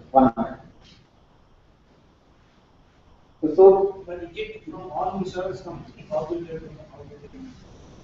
Yeah, basically it will include all insurance companies and even paying life insurance proceeds, otherwise they are dead, and which is taxable under the provisions are required to withhold tax at 2%. it is there, but I might take policy from 5 people. Yeah, I would think the 1 lakh would be, yeah, I know that is a challenge, but I would think the 1 lakh should apply for the benefit of the payer, because if he is paying an amount. Yes, so I would think that practically you need to look at 1 lakh from a payer perspective rather than the paying perspective. I just want to digress a bit.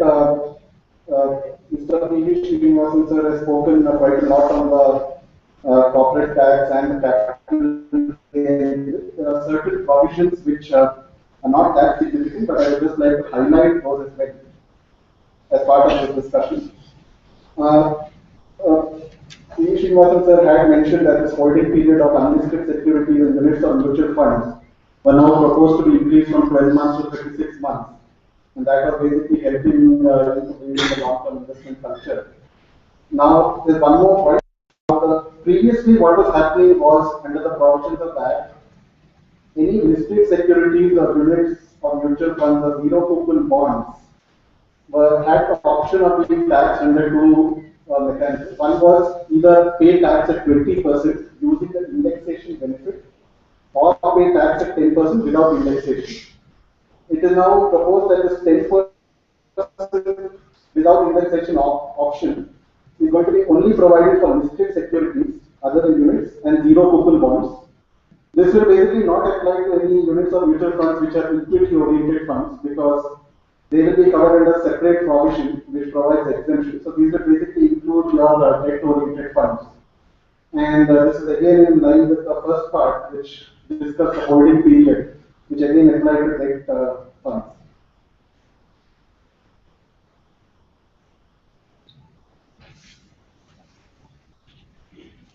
Then the certain provisions, proposals that we made in terms of what amounts to transfer for capital gains purposes. It has been now proposed that any trading of government securities outside India carrying a periodic payment of interest and made through any intermediary dealing in settlement of securities between two non-residents will not be treated as transfer for capital gains purposes.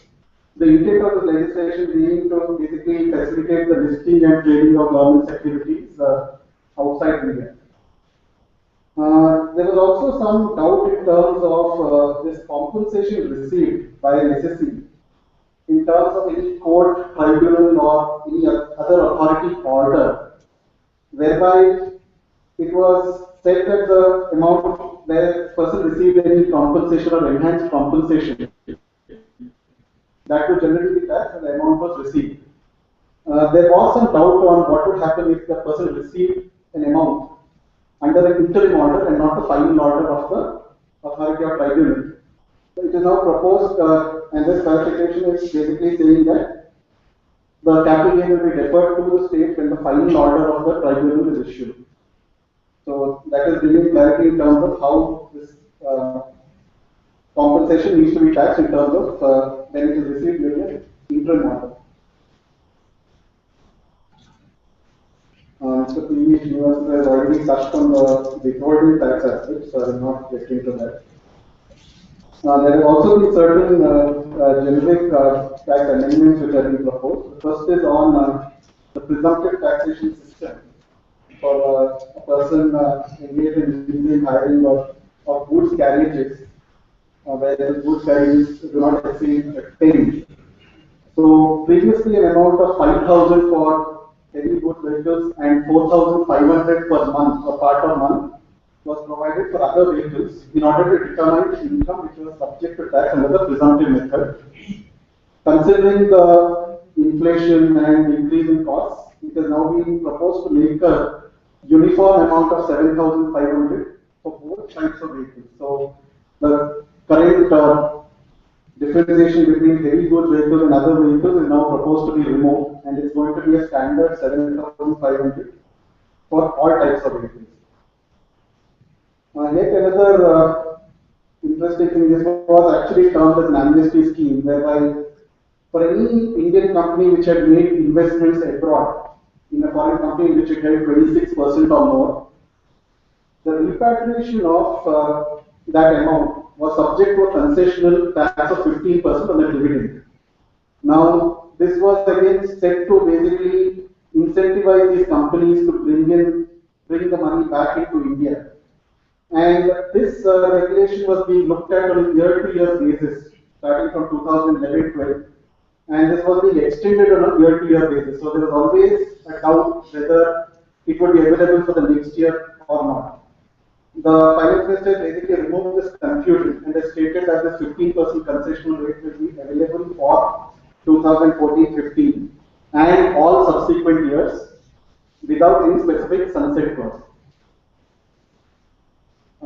There are other specific provisions in terms of certain incentives given for industries involved in the power sector, whereby the date for commencing activities, it could be generation, distribution of power, or any upgradation or renewal work in terms of their power lines. That has been extended from 31st March now to 2014 to 31st March 2017. So it is a 3-year additional window that has been provided. Presently, 269 SS and 269 P of Income Tax Act does not permit you to accept or repay any deposits exceeding 20,000. Otherwise, than by account paid checks or account paid drafts. The government has recognized that payments can also be made through the electronic clearing system of banks. And since this was specifically not included as part of the sections, there was a doubt whether that would also be allowed. Now the government has, the finance minister specifically proposed that any acceptance or repayment of loans or deposits by using the electronic clearing system from a bank account will not be provided other conditions regarding the 20,000 amount and all are satisfied.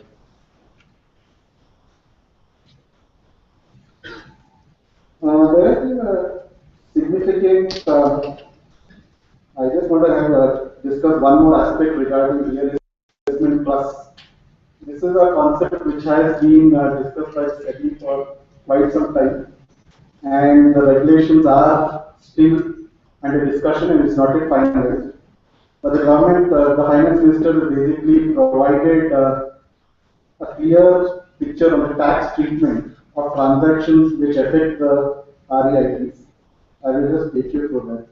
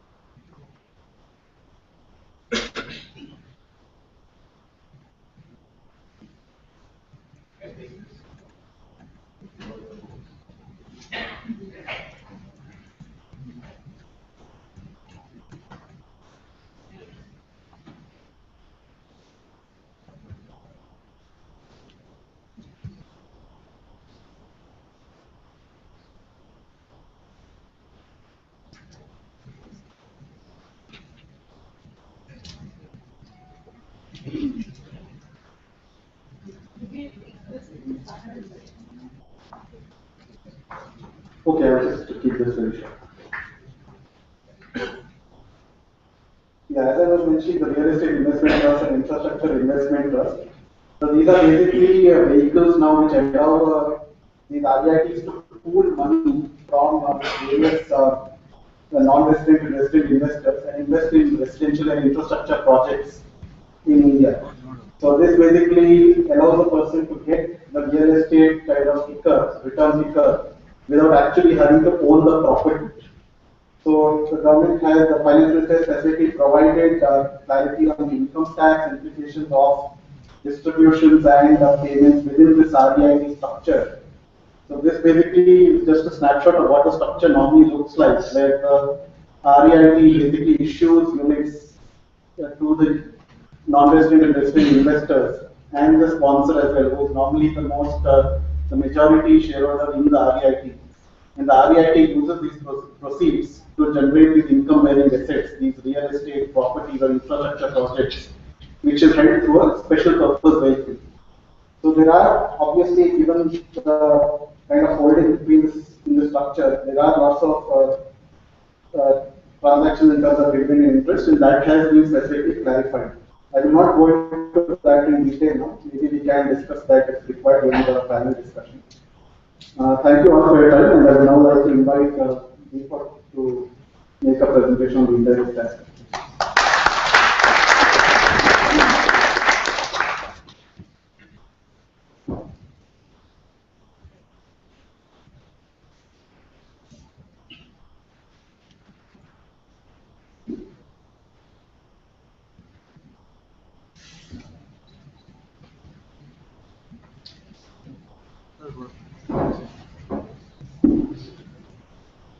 Good evening, friends.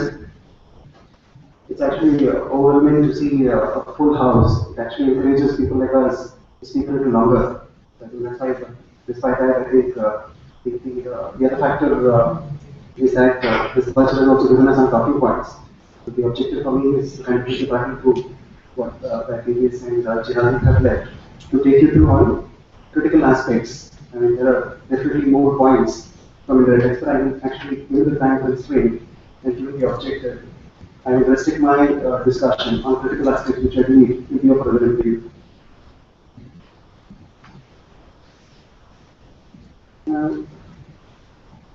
Before I kind of start my discussion, a quick numbers will actually help us kind of digest those changes a little better.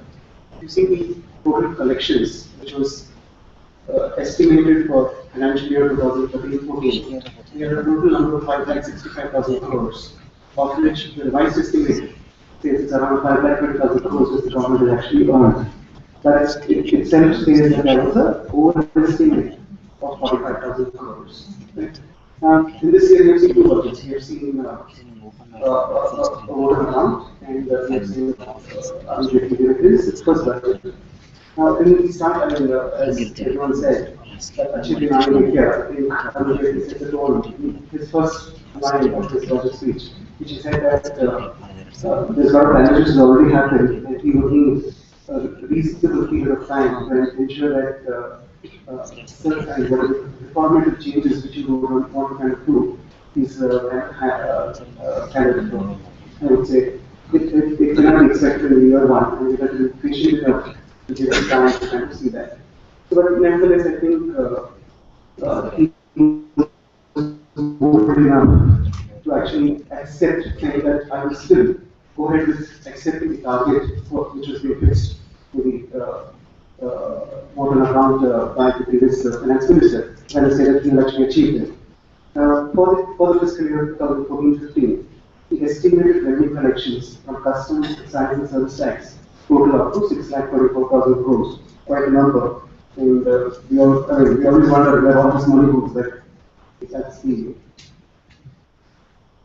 And I will touch base on customs service tax, customs and excise. I will not go a little deeper because I think the audience here will actually want to kind of see or hear more from the service tax services. Therefore, my concentration will be to give you a heads up more on service tax. But before we go on to service tax, I'll give you a run through on customs and excise. Now, this one slide I thought would be very interesting to see as to how the rate of customs duties have been in the past many years. In 1990, we have three components of customs duty. We have the basic customs duty, we have the complementary duty, and we have the special customs duty. So the basic customs duty was 150% in the year 1991, and thanks to the signatory to the GATT, that is the Agreement for Tariff and Trade, we have seen a constant reduction in the rate for customs duty. With the reduction in rate, we have also seen that the revenues have improved.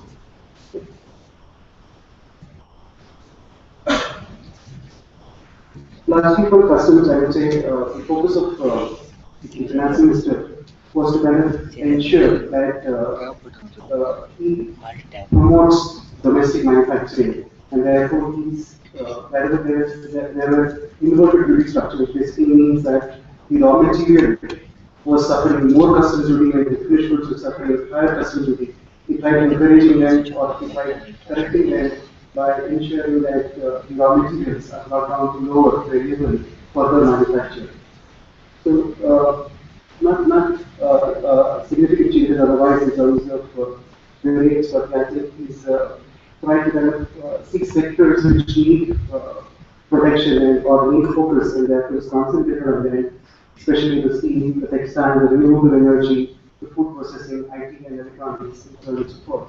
Where he's given some, I would say, some relief either to the domestic manufacturer or areas where he believed that that industry needs focus in terms of finding those capital goods at a lower duty structure. The the baggage allowance, I think he had probably seen that it was not kind of, the amount of 35,000 was not something which was increased for long. So he probably felt that increase it by 45 to 45,000. I'm not sure how much we kind of benefit. But nevertheless, he's done some change in increasing the allowance for duty-free baggage imports. On the other procedural aspects with respect to customs, I would say the most significant aspect is on the appealable, say, the pre-deposit. So, hitherto, you have, I mean, you could actually file an appeal without paying any pre-deposit, and you had a timeline under the statute to say that if the appeal is not disposed within, say, 1 year, then the entire amount would actually be demanded by the administrator, which is draconian in terms of a provision. It is actually causing significant damage to the industry because, I mean, after a year, because, as the previous said, that he has recurrent cases which are pending for the last 30 years, and sometimes you have cases where your children actually get the benefit. So therefore, looking at the system in which India is, having a system where, I mean, the judges can be given, and which is what the system is, it basically gives them the power to see if they feel or believe that a case needs a higher deposit they can demand, and rather than making it. So what the law now has been done is he's removed the provision of that the administrator can now demand the full amount after the period of 365 days, with the condition that the person appealing needs to kind of pay an amount of, say, 7.5% or 10% at the time of filing the appeal, whether it's commission appeals or to tribunal. Similarly, the other beneficial aspect, I mean, I would always say that it was discriminating why Indian company, a private limited company, was not allowed to kind of seek advance ruling. But it's only probably because clarity of law is not something which is not available only to the person outside India. So it should actually be extended to people residing here, which is what is actually done. Where this is common for both excise and customs, where it is extended the facility to seek an advance ruling, so that you have a doubt with passing guards, create the classification. You could seek a clarification from the authority provided this ruling, and you could also be arrested for this perspective to actually get that. Now, lastly, I mean, again, going further with respect to the customs on the central excise, where again, I don't know if you kind of put a chart as to how it would be in the last many years, how the rate is kind of done. 110%. So you manufacture goods worth 100, you are actually paying excise duty, basic excise duty of 110%, which has over the period of time seen that we have now the effective rate of excise duty is around 12.36. And in this budget, maybe the customs, not the excise rate, has kind of seen a change. It's kind of kept because, as I said, we want to probably the time to kind of observe and to see and then kind of make corrective whichever sector which would need protection, then kind of do that from that perspective. So I think it's kept the rates constant. From a central excise perspective, I mean, the large here again, I think the domestic manufacturers with respect to IT products related to computers would actually see a gain because it's kind of levied CBD with respect to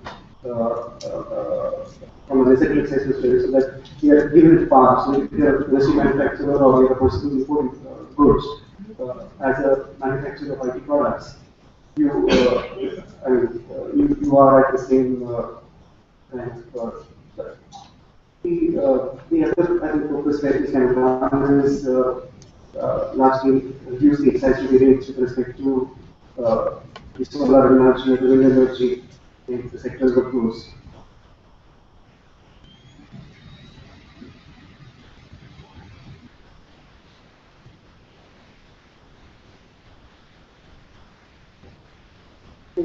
Secretary, from a service tax and excise perspective, thing which is kind of done is to provide that all payments which one would have to do is through electronic unless I take a written approval from the assistant commissioner, the deputy commissioner.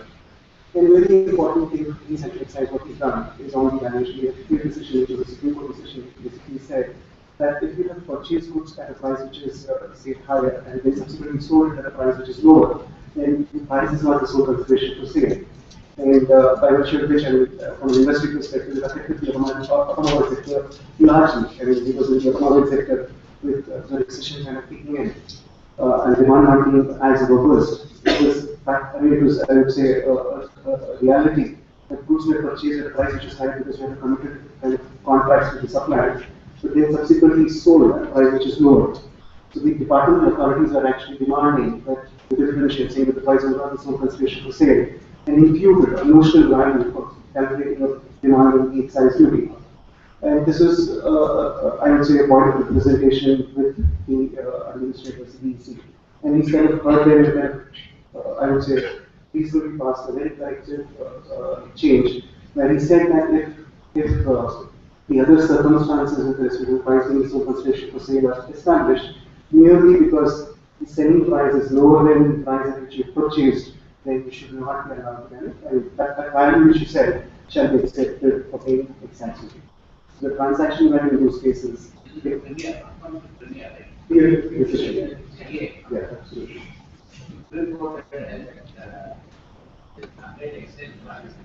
Absolutely. So, yeah, I would say so that was from a decision perspective, not to say that it's right or wrong, but the decision definitely affected the industry adversely. And this change, which is kind of brought about, I would say, would significantly give needed relief to this particular sector, which was significantly affected. Now, the changes now which I will have for the 10 or 15 minutes is where I will actually deliberate more because that will be something which will be relevant to the audience here. Now, as regards the semester, the significant, most significant change which is kind of brought about is to restrict the time limit. We had various decisions in the past which said, you had Supreme Court decisions saying that there should be a reasonable period of time in which you should take credit because no specific time was provided in the statute. And you had certain other conflicting decisions to say that even if the credit was, say, 6 years old or 7 years old, if you had a justified reason and take credit late, you should be allowed in law because taking standard credit was something which was a right provided by the statute. Now, to kind of set right, or to kind of, I would say, to provide certainty, the legislation now very clearly says that the person who avails the standard credit shall take it within 6 months. So if you are in one state, many times we see that this is something which will affect. We have a system in place where the invoice passes to the procurement team, gets adjusted to see whether the purchase order matches with the invoice, and then you have probably contracts which are running in this one. So there's a system of verification, and there are delays in availing credit. So you may need to kind of do something. We need to keep a watch and ensure that the credit taken is within 6 months from the invoice date, and if it is not, then expensing would be more advisable. Because it's now clear in the statute that if the invoice date and the credit date is beyond 6 months, the credit cannot be available. This provision is effective from 1st of September. I'm not sure why it chose 1st September, it's not in the return period start, but probably felt that 75 days from the passing of the finance bill, once it is enacted, he's probably kept 1st September as the date to kind of have this provision. Similarly, there have been, with respect to export of goods, there have been significant changes. Earlier we had export of services rules, then we had the point of taxation rules, and now we have the basic provision of basic supply rules. Now, in terms of the earlier export of services rules, it basically said that if my customer was located outside India and I received considered from exchange, it was export. And in terms of the point of taxation, it brought about to say that if you do not receive consideration from the person to whom you have exported, then those services become taxable, which was regressive.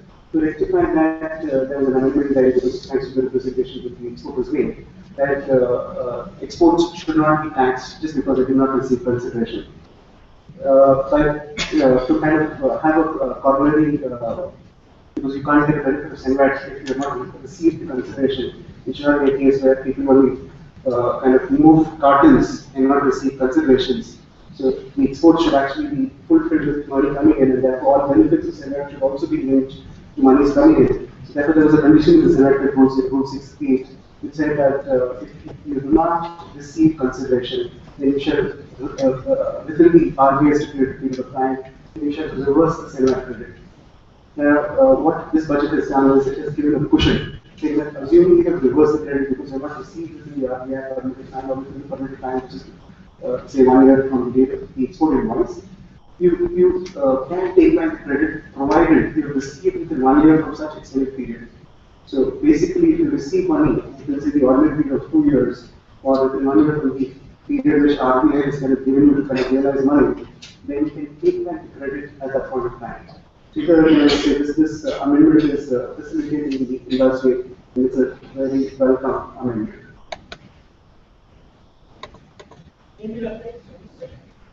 Absolutely. So this covers both excise and sales. Now, me and Mr. P. Srinivasan were part of the representation where representation to Sheila Sangwa and the Center of Excise Customs, where we said that as regards apart from the remaining, one of the points was that the core operator has the way in which the structure is there in service tax law. There is a restriction in terms of credit. So if I have in the road industry, in the travel industry, it is ordinary that there is subcontracting, where I as an individual approach a person who then contracts with a main contractor, then the travel package is kind of made in. But in the tour, in the travel industry, as regards store packages, the rate of service tax is fixed, which is say 3.09 or 4.94, depending on the nature of the package. There is a restriction that I cannot take credit if I agree abatement. So in the context of a natural subcontracting, which is there in the tour industry, not availing the Senate would basically mean that the subcontractor will also pay 4.94 or 3.09, and the main contractor also pays at the same rate, which basically means that you pay service tax at around 8.5 or 10% of the value, where your commissions cannot be as high as 5%. It is very regressive, and therefore, I think accepting the representations from the trade, specifically the travel industry, is made a very welcome amendment to allow the tour operators to kind of take credit. So, here again, it's not that they can take credit immediately. With effect from 1st October 2014, is where these tour operators will be allowed to take credit on one-on-one, wherever they kind of subcontracted. Now, in terms of this slide should have been before. So, I've given a map as to how excise, customs, and service tax have grown in revenue in, say, the last 20 years. Now, service tax, I remember 1994 when service tax was introduced by the then Finance Minister, Manmohan Singh. And Nani Palkhiwala, whose budget speech was like people watching one cricket match, and the entire stadium would be actually full. He criticized. He said, "How could you tax services? Service was so personnel. Service as a service sector should not be taxed." And the same Nani Palkhiwala, in the year 1 year later, in 1995, said, "Service tax is the tax of future." If you see the growth, this is the first year where you will see service tax on a standalone basis will cross the revenue of excise on a standalone and revenue of customs on a standalone. So the service tax is budgeted to kind of get 2,15,000 crores, which is more from a standalone perspective for the collections estimated for excise and customs. And if you see the number, the last 20 years where customs and excise have grown, say, on a range between 4 to 7, service tax has grown close to 600 times. So that itself basically says, and where the focus of the government is.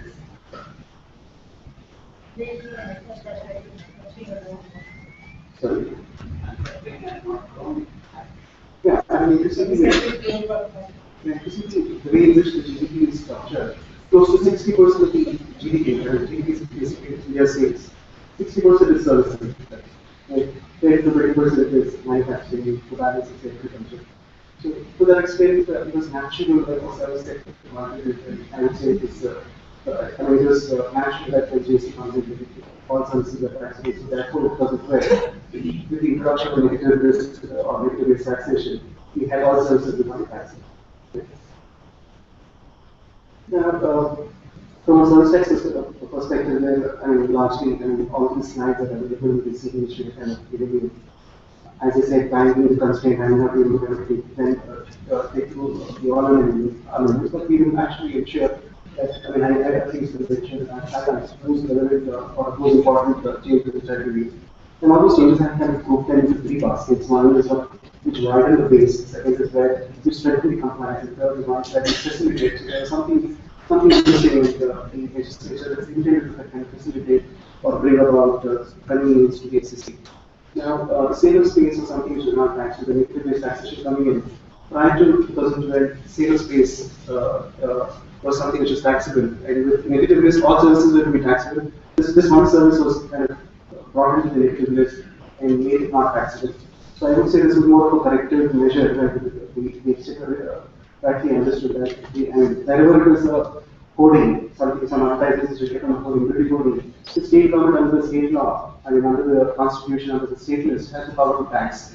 But anything which is an online advertising, anything which is on the mobile or the conveyance, which is like moving vehicle, the power to kind of tax them is with the central government, which is what they have kind of brought in. So now any advertising which is other than in print media, which is newspaper or a journal, will become taxable. Definitely not the hoardings, but largely all other, I think they have also covered buildings as well. So even the hoardings, which were kind of, so here again, so that will be, I mean, this is also taxable earlier, as I said, to do with the hoardings were taxable. Probably I felt that it was touching the state aspects, so we may have kind of given it. So it is basically covering all advertisements in whatever form, which is other than in the print media. And largely world over, transportation services is considered to be a necessity and it is exempted. Transportation by air, transportation by rail, transportation by road is largely exempt in developed economies from a service tax perspective. But it's only the Indian government which taxes airfare and taxes rail if it is undertaken in the upper class. And in the context of transportation by road, now they brought in the radio taxis. Radio taxis is a case where you have the taxis which have the GPS or the GPRS system fitted. So any travel in a taxi, which is a radio taxi, like the Noodle cab or the Sky cabs or the Easy cabs, which are GPS or GPRS enabled, will now be subject to service tax. Sorry? Yeah, so they will, I mean, from a value perspective, the effective value is 40%, not 40.36. The effective rate of service tax on them is 4.94. And he's also kind of brought to tax technical testing or analysis of a newly developed drug, by virtue of which any clinical research activity which is performed on on a human participant, which is approved by the DCGI, will now become subject to the service tax based on basic government services because they have performed from an activity perspective in India. So all research companies, basic research companies, and this amendment is with immediate effect. So from say today, any revenue which I earn from clinical research, if it is performed in India, will become taxable. So having a significant impact on companies which are engaged in clinical research. Similarly, in the context of renting of a hotel, I would say in the applicatory amendment, as is basically said, there is this word commercial with respect to renting of hotel in guest houses, clubs, and campsites. Like he said, it's clarified that even dharmshalas or places where we kind of take them on rent will also be kind of covered because the intent is in the form of a hotel in guest house. So the non-historic resources interpretation has been extended for clarifying that even renting of dharmshalas and ashrams will be subject to service tax. And here I think this is with immediate effect. And with respect to service tax on education sector largely is exempt with this taxation. But certain auxiliary services were also kind of exempted. And there were wider interpretations given by the industry to say that any service which is through an education institution should be exempt. So the legislation here has now clarified or set to rest that dispute to say that only specified services, so it's kind of listed down as to which services, that is the transportation, the catering, the security, or services which are connected with the admission will alone be in the context of auxiliary services, which is not kind of defined but mentioned it as something which will not be taxable. And, yeah.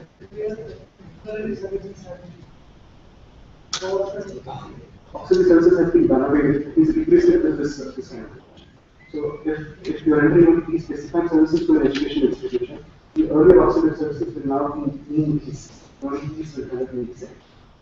So services performed by the education institutions are anyway exempt. This is what the services received in these natures by the education institution will continue to be exempt. It has brought about a change. It increased the rate of interest and replacing the interest rate from 18 to 30%, I would say, is required.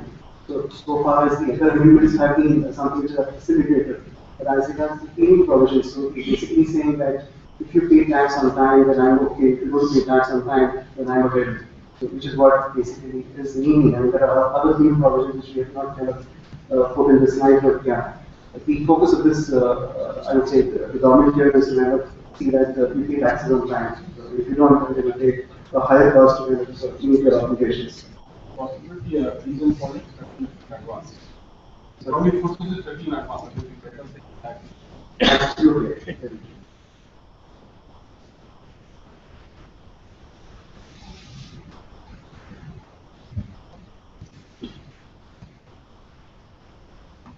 Then we have a lot of expectations for private budgets that reverse charges is considered to be a draconian method. Ordinarily, the person rendering the services has to pay service tax, not the person receiving, but with the negative based taxation, the person receiving the services has to pay tax, and it is silent. And this budget we thought that he will remove, but he's actually added to that list. So now you have recovery agents who render services to the banking company, where the banking company will have to pay service tax.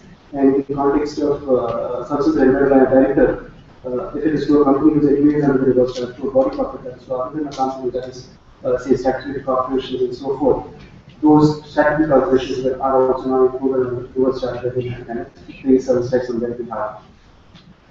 And the other very important change which is kind of brought about, in Rule 9 of the Basic Provisional Services Rules, there was mentioned that intermediary services, that is in the context of say travel agent or stockbroker, they are regarded as an intermediary.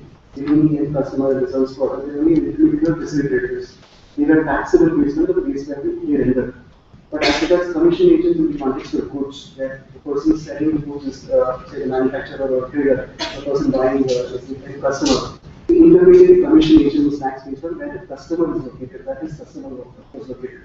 They brought about a change, they brought about saying that even in intermediary service or intermediary goods, in the context of a commission agent for goods, will be treated in the same line, and therefore all commission agents will henceforth be taxable based on where they are located.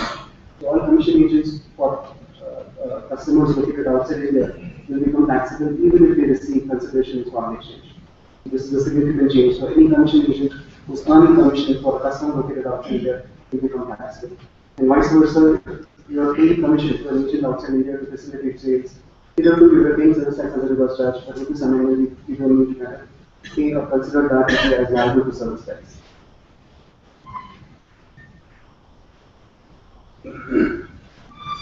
And in the context of the pre-deposit for the appeal, as is there in the excise customs, similar kind of pre-deposit requirement is kind of laid out in the service tax law.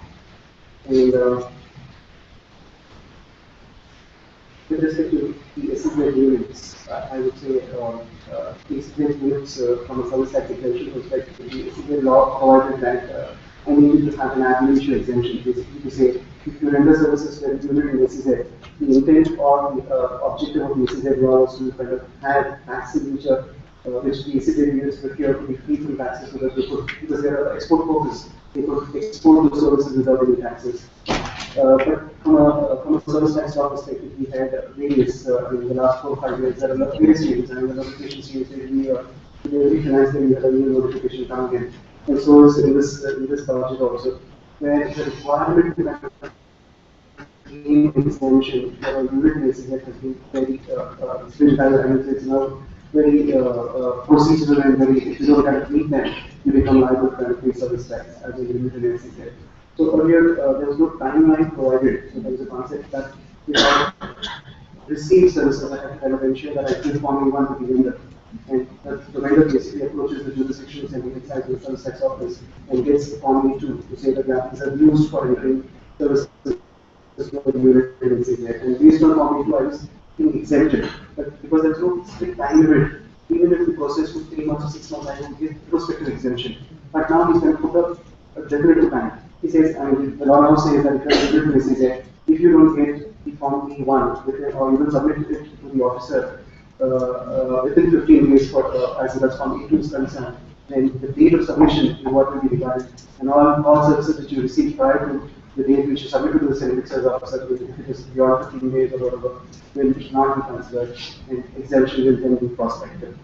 So here, I think it's a huge procedural task for all units in SEZ, and I would suggest that if anyone here is having a unit in SEZ, will have to take this, and this is with immediate effect, so we have to kind of ensure that reasonable timelines are having put to kind of get this formula need to increase to ensure that exemption and upfront, those are application exemptions, are kind of covered.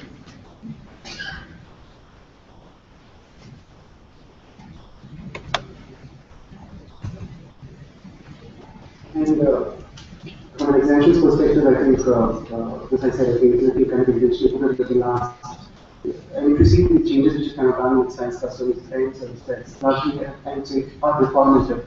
The intention was to kind of ensure that if there was any, let's say, in the context of allegations with percent excise or in the context of the deposit requirement for appeals, the intention was to kind of see where pain the industry was, not to kind of bring about a drastic change, but to see where pain in the industry was and to kind of rectify all those do smaller changes but which have reasonable effect or reasonable beneficial effect to the SSAs. So as regards exemption rules, we kind of identified a few of them, like we kind of given some, like with respect to BCIC as a perspective because they benefit so, and certain other sectors which are giving it to be kind of eligible for exemption is kind of granted. And one notable, which may be something which may be of interest to us is if you, I mean, if you're in the travel industry and you had a travel agent and customer located outside India and the travel was taken outside India, you were because of the integrated services concept, you were paying service tax because you were receiving the services in India. Now, if the travel is conducted outside India and it is for a foreign tourist that is not an Indian tourist, then you can claim exemption that is your environment. So if you have an Indian tourist going outside, you pay tax. If you have a foreign person availing the services in India, you don't have to pay tax if the travel is outside India. Those are the changes there. So if you are in a foreign form, to kind of touch base on sector specific as regards the IT services or the service sector as a perspective and think about its experience on what it is to talk about. Thank you so much.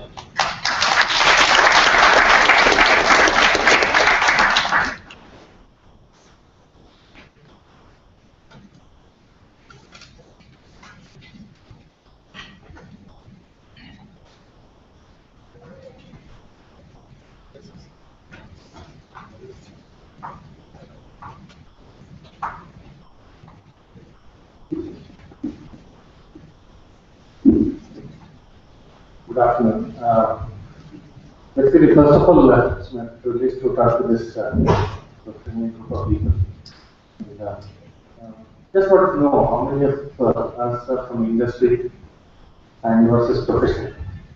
Okay, so that makes kind of sense of what I can touch upon. So anyway, I want to talk about service industry. Right? There are two elements. As finance and account people, one of the things on a daily basis we touch with employees is about personal taxation.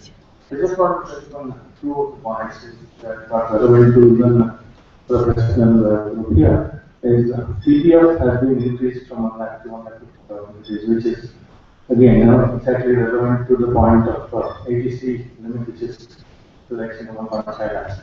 So now people in the service will also be able to take that. And one major thing which has come up in personal taxation level is NPS.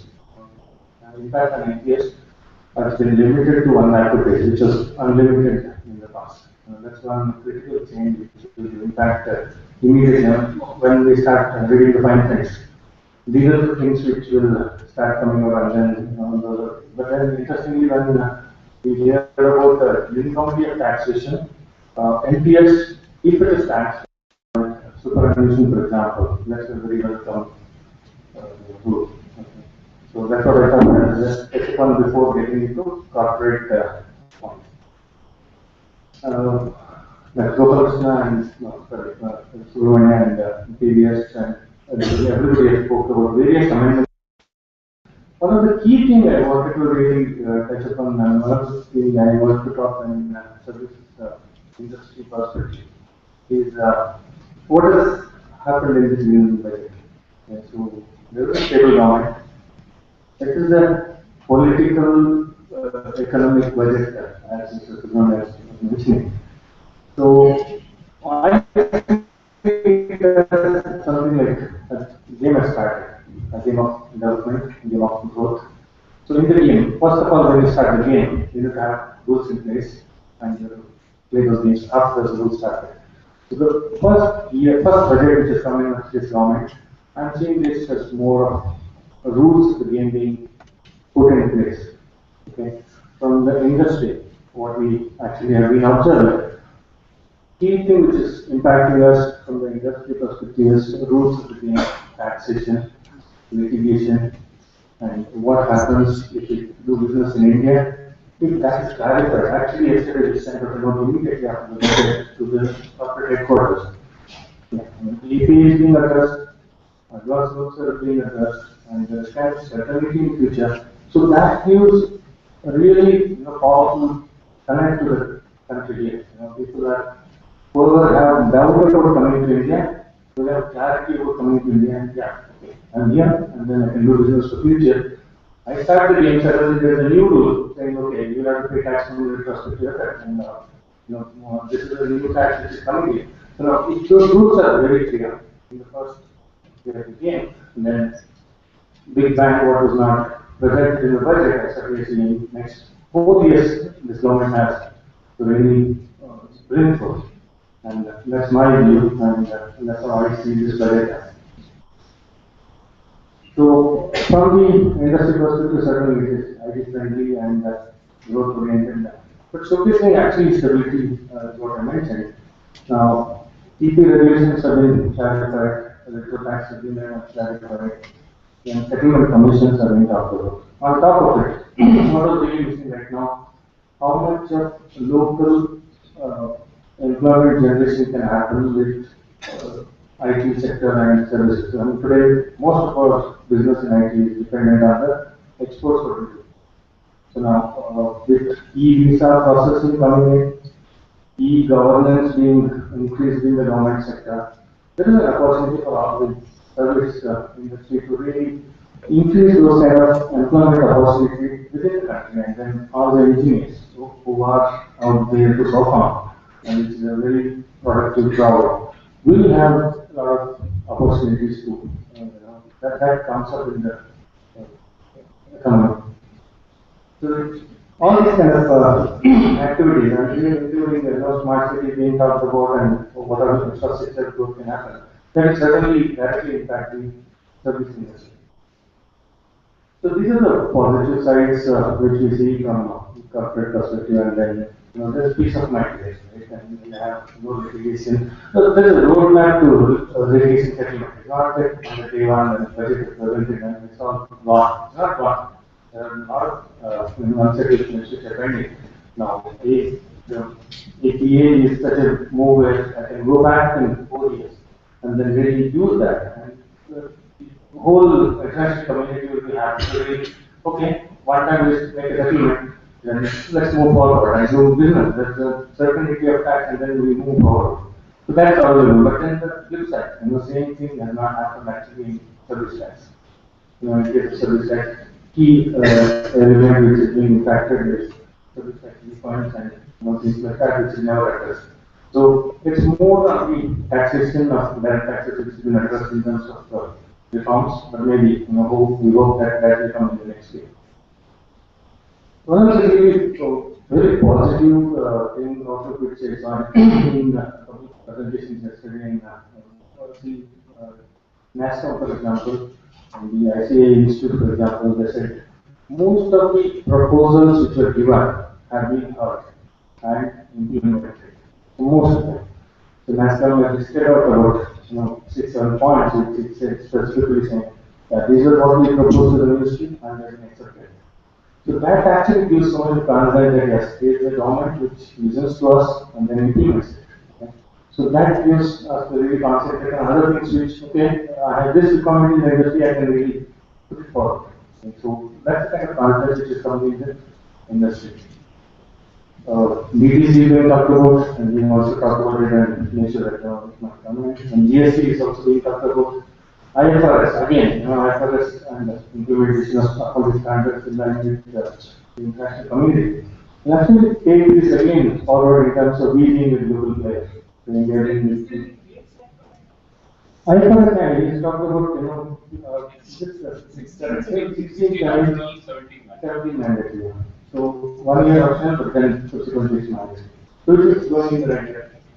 Income tax accounting standards mandatory.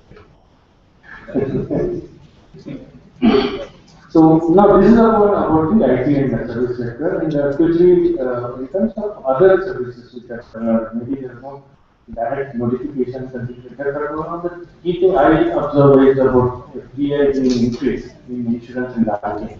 So those kind of beliefs which are coming in terms of inflows will help maturity of market. Today we talk about insurance market going down to grassroots and things like that. So multinational players coming in with a lot of capital inflows. There will be certainly changes in terms of implementation of better policies, and you can expect very mature insurance industry coming up. So these are some of my thoughts, and then rightly, I see certainly as the game has started, and end of 5 years maybe I see the game to be really powerfully played. So that's all I have to say. And again, thank you so much for hearing. Thank you.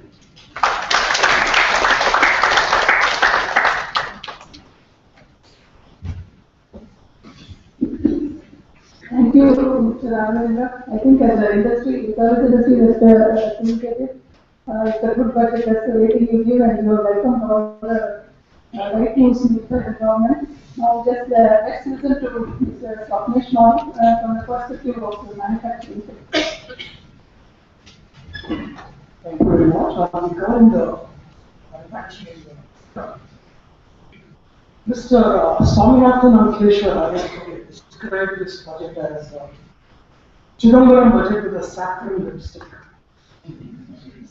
Some of the critics have called it 100 crore into 29 budget. Few of them have called it incremental, tokenist, lackluster, devoid of vision. You can pick. I think enough opinion voiced on this budget. Mr. Jaitley is a lawyer, Mr. Narendra Modi is a seasoned campaigner, political. Piyush Pandey is a great marketing guy. And all the three of them sat together and got out with the line, Achhe din aane wale hain. Perhaps deliberately, they omitted one important detail. They never told you that Achhe din will come by July 10, 2014. And this is one fact that we need to keep in mind. But from a part, a budget is as good or as bad as what you expect it to. You really need to measure it against the expectation. And if you look at the expectations that have been surrounding this budget on a very realistic tone, you have a finance minister who is multitasking as a defense minister. You have a greenhorn secretary of state, Ms. Sitaraman, who is not known for a sense of humor. Both of them are juggling with a political time bomb in terms of the great financial legacy that has been left behind. Nothing much to talk about. A poor monsoon, not to forget El Nino, and of course the impending oil shock that we are seeing. In this background, the background of 45 day in office, to be expecting major radical breakthrough reforms is a bit tough for to take. If we keep aside the political rhetoric and really look at what this budget has done, there are two specific aspects. One which is known very well, The populist measures have been thrown out of the window. The statement of intent is very clear. We will not stretch beyond our resources, and this itself is a very good and mature signal. The second and perhaps a very understated aspect of this budget is that the core of this budget is not about radical reforms, it's not about great policy, it's not about visionary statements. It is simply about applying and mending the festering wounds which are existing. As Raghu very clearly mentioned, most of the industry concerns have been addressed. The vexing issue which the corporate India and the small and medium sector was crying for about have been meticulously picked up, and an attempt has been made to resolve. The retrospective taxes, the controversy of the business income versus the capital gains, the clear tax, the transfer pricing improvements, the clarification of CSR, the IFRS timelines, the rights and ITVs, or tax clarification, relaxation of these, all these have been on the wish list of the corporate India for some time. And I cannot think of a budget which has addressed so many issues in one go in the last 2-3 years. So the real strength of the budget lies in this particular aspect of putting together the basic things that the business need immediately and urgently, and then talk about the big bag thing that probably will need a point of time. Let me now specifically come to the manufacturing sector. For the manufacturing sector, the show started even before the budget. The first big ticket change came when the physical inspection of boiler, I don't know how many of you are aware, but there is an inspector who will come to your premise and check whether your boilers are okay, and it's a painful visit. This was dispensed with. And this was a huge sigh of relief to those hundreds of small and medium sector companies where this was a very painful business. The second big ticket change, which has been announced, and which is a precursor to something even more larger, is the rethinking of the Factories Act, and more specifically in terms of overtime for lady workers and certain other conditions attached to it. So this is the context setting which started much before the budget itself, and very clearly from the word go, this government has shown an ultra big degree of sensitivity towards the manufacturing sector. I would like to point out two specific instances which I know of, which need to be put in the public domain. The Fiat case is known, I'm not going to details. If you sell a car at a loss, and this applies to every manufacturing industry, not just a car, but if you sell a product or a car at a loss, the excise does not come back and ask you to pay tax on the loss also. As soon as the Supreme Court decision was out, the entire industry got into a huddle. For 1 year, we knocked every possible door in every possible government. We could not get to anything. We met the early Mr. Chidambaram. It was a 20-minute meeting. We got two answers. One, I will get briefed about this from my team. Number two, forget about amending the law. It's a Supreme Court case. We will see how to work around it. In early 2014, just before the government moved out, a circular was issued. A circular, as you know, is neither binding on the SSC or the department. It's just a feel-good paper which tried to stop the damage. But by that time, a lot of high-pitched demands were in the process of getting created. There were a lot of visits, 5-year cost data was being asked, and a lot of groundwork was happening from the reformations. Then the new government came in office. After settling down, the auto team, the CIM team, the Society of Indian Auto Manufacturer team, met Ms. Nirmala Sitharaman, and one of the proposals we gave was that it would be great if some kind of a provision be inserted to clarify. And on 10th July, the swiftness and the promptness with which the government has reacted has taken us by surprise. And if a government is so sensitive to the problems that the manufacturing industry faces, I think this is a very, very strong initiative. There are devil in the details anymore. Even in the clarification given, a bureaucrat has shown his forethought, but that aside, the intent is very good. The second case which I would like to point out about a strong and decisive support of manufacturing is again related to the auto industry. Looking at the amount of jobs, 1.6 million jobs are created by auto industry. 27 to 30% of the total excise collection is by auto up and downstream. And recognizing this, Mr. Chiram very rightly cut the taxes. And this was to kind of lapse by 30th of June. The industry unfortunately did not pick up even after the duty cut. By March 2014, the chairman of CBSE was getting a bit tentative. Did we give away too much to the auto industry? We're not seeing a growth here. And all the noises started coming that maybe it's time to roll back this particular cut. The cut was pretty significant, pretty big. Again, the ministry met Nirmala Sitharaman, who earlier had shown a context of questioning the cut itself. It was a 1-hour meeting, she took it after the meeting, didn't read her mind.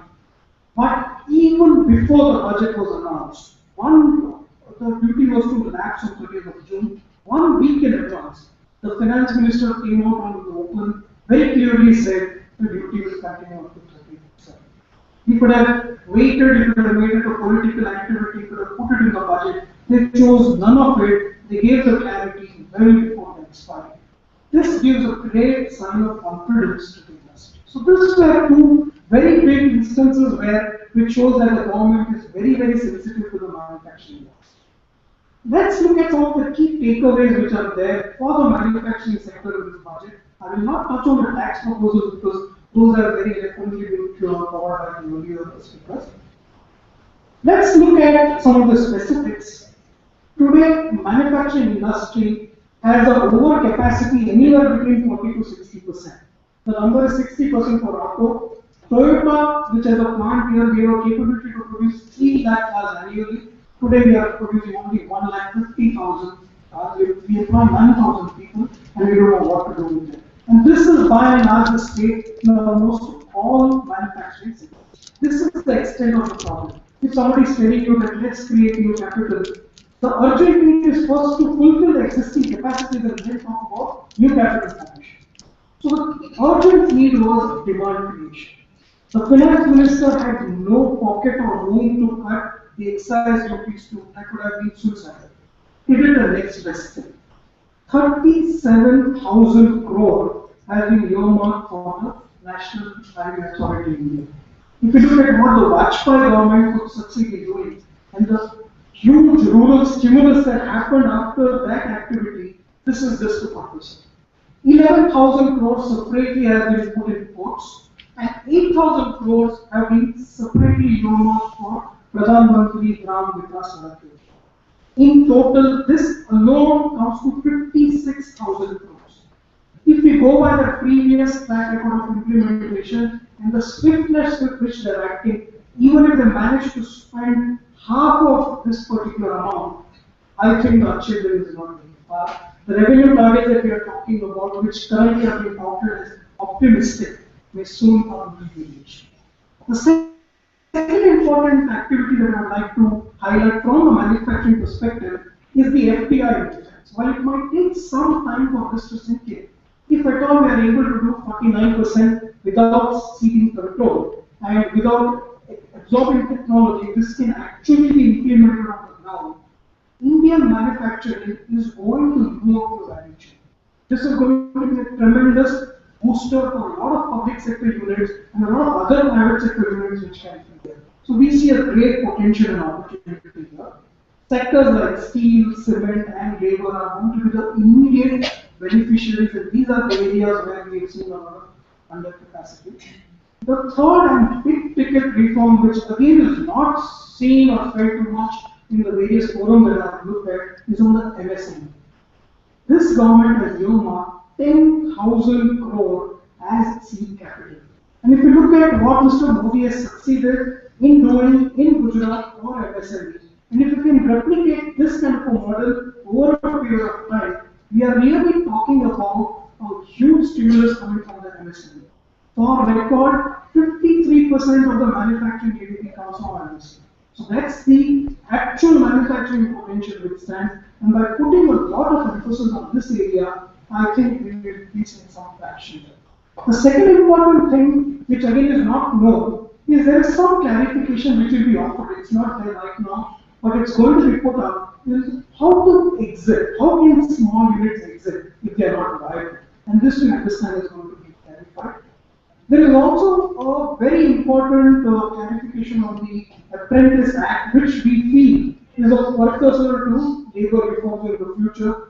Again, a very big plus for manufacturing industry. The tax treatment on rights and the infrastructure fund that we talked about. But the impact of this, I would like to spell out. Two things have happened here. By freeing CRR, SLR conditions for long-term infrastructure spending, sooner rather than later, money is slowly going to move into this sector, and when money moves here, there will be a domino effect across the manufacturing sector. May not happen this fiscal, but definitely this is something to watch out for. Secondly, by clarifying the tax treatment on rights, and if SEBI acts now quickly enough, very soon, retail investors can participate in real estate transactions through mutual fund kind of units. And the sport that can then in turn happen to the real estate industry when read along with the relaxation in the FDI conditions where the square feet requirements have been moved down. Both of this in tandem will mean that a lot of money will be moving into the construction sector, which in turn can further add stimulus. So this is a great plus for the manufacturing side. So all in all, we see a lot of indirect demand stimulating moves here for the manufacturing sector. Pretty good. I would also like to touch upon a few misses that we have seen. GST, of course, we never expected GST to be announced, but at least a roadmap would have come. Yesterday on national television, he has clarified I would rather point for a good rather than a great GST. The difference between good and great is to keep petrol and petrol products and entry tax out. If that happens, that's rather sad, because to that extent there will be leakages in the entire credit creation stream. But something is better than nothing. It would have been great if they put a roadmap to it. That would have been fabulous. The second important thing is the bureaucracy versus the government. On one hand, we have a policy and a lot of push to promote manufacturing, to end tax terrorism. And the bureaucracy, on the other hand, what the government proposes is the bureaucracy disposal. So in the same budget, on one hand, we talk about all these impetus. On the other hand, we have measures like standby credit being restricted. We have the LTU credit transfers being disallowed. We have telescopic interest rates, 6 months, 18, 24, 30%, which are extremely archaic and trivial. We have pre-deposits to be put up. High-pitched demands can be made, and then you have to pre-deposit. The only silver lining is that it's restricted to 10 crores. In the Income Tax Act, there is something about arrest as well as rules. So you need to balance your tone. The bureaucracy also needs to support, but that's just half the problem. The industry will have to then take a few steps forward and improve their tax compliance. The third miss, and a very important miss in my opinion, is a tax to GDP ratio. Every government pays a total attention to this. Mr. Jaitley did the same. He started with a tax to GDP ratio. He said we are nowhere near the global average, and then there was no further mention of this. The effect is that come February, if things don't improve, the guys are all going to come back to the manufacturing sector. They'll make some high-pitched demands in order to meet the revenue target, and this will be. But all in all, it's a good budget, it's a good beginning. I think the focus has been to set the context, fix up things, and I think the manufacturing sector in the times to come will be poised for further action. Good luck and thanks.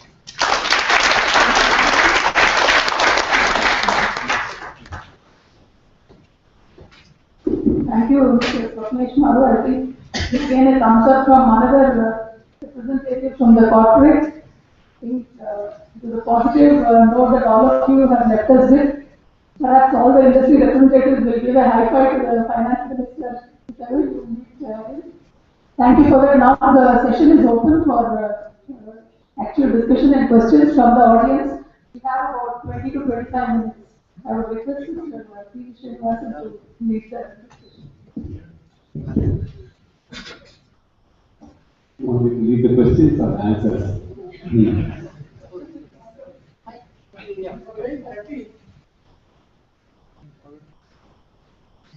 So when a company is getting a fee, that does not make to pay like 60%. Is that no deposit or you can go apply for share and you stay there with zero deposit? No. Deposit is a free deposit even to qualify for the sales tax, which is the VAT. You may have to deposit 30% to the final appeal. Likewise, in central government also, the first appeal is 7.5%, second appeal is 7%, subject to a series of tax road. So the moment you receive the demand, if you choose to appeal, you have to pay the free deposit. If you don't choose to appeal, you have to pay the full amount.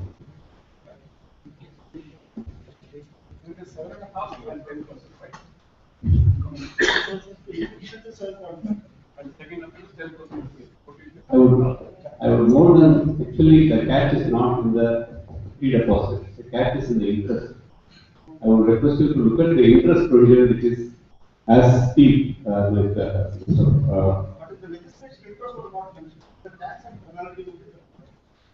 interest is coming in a separate class.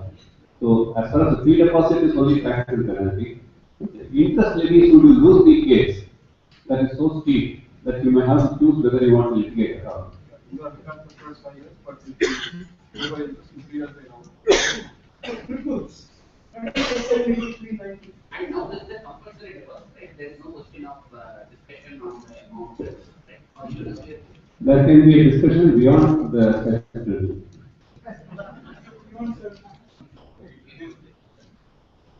Sir, in the scenario where the commissioner has issued the showcase complaints and ours has been issued by the commissioner, now I have to pay 7.5% or 10% because that is the first thing. What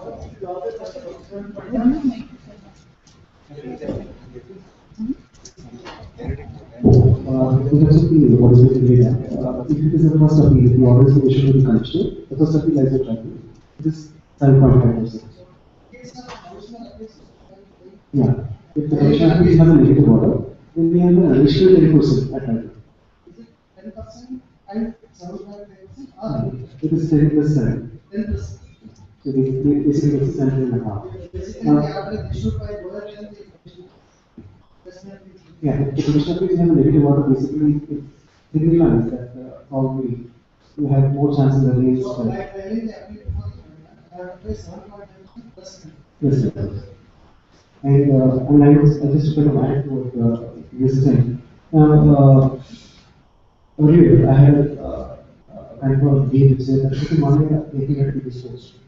And at that point of time, when the money kind of lapsed, the department had the right to recover 100% of the amount, in which was kind of happening with the something which is issued was that. I would say it was kind of a barter system, where they facilitated saying that please take 10% or 7.5% and take away. I mean, if you have a very good case, you can restrict your free deposit to 7.5% 20%. There is a case where you have kind of at the risk of 100%.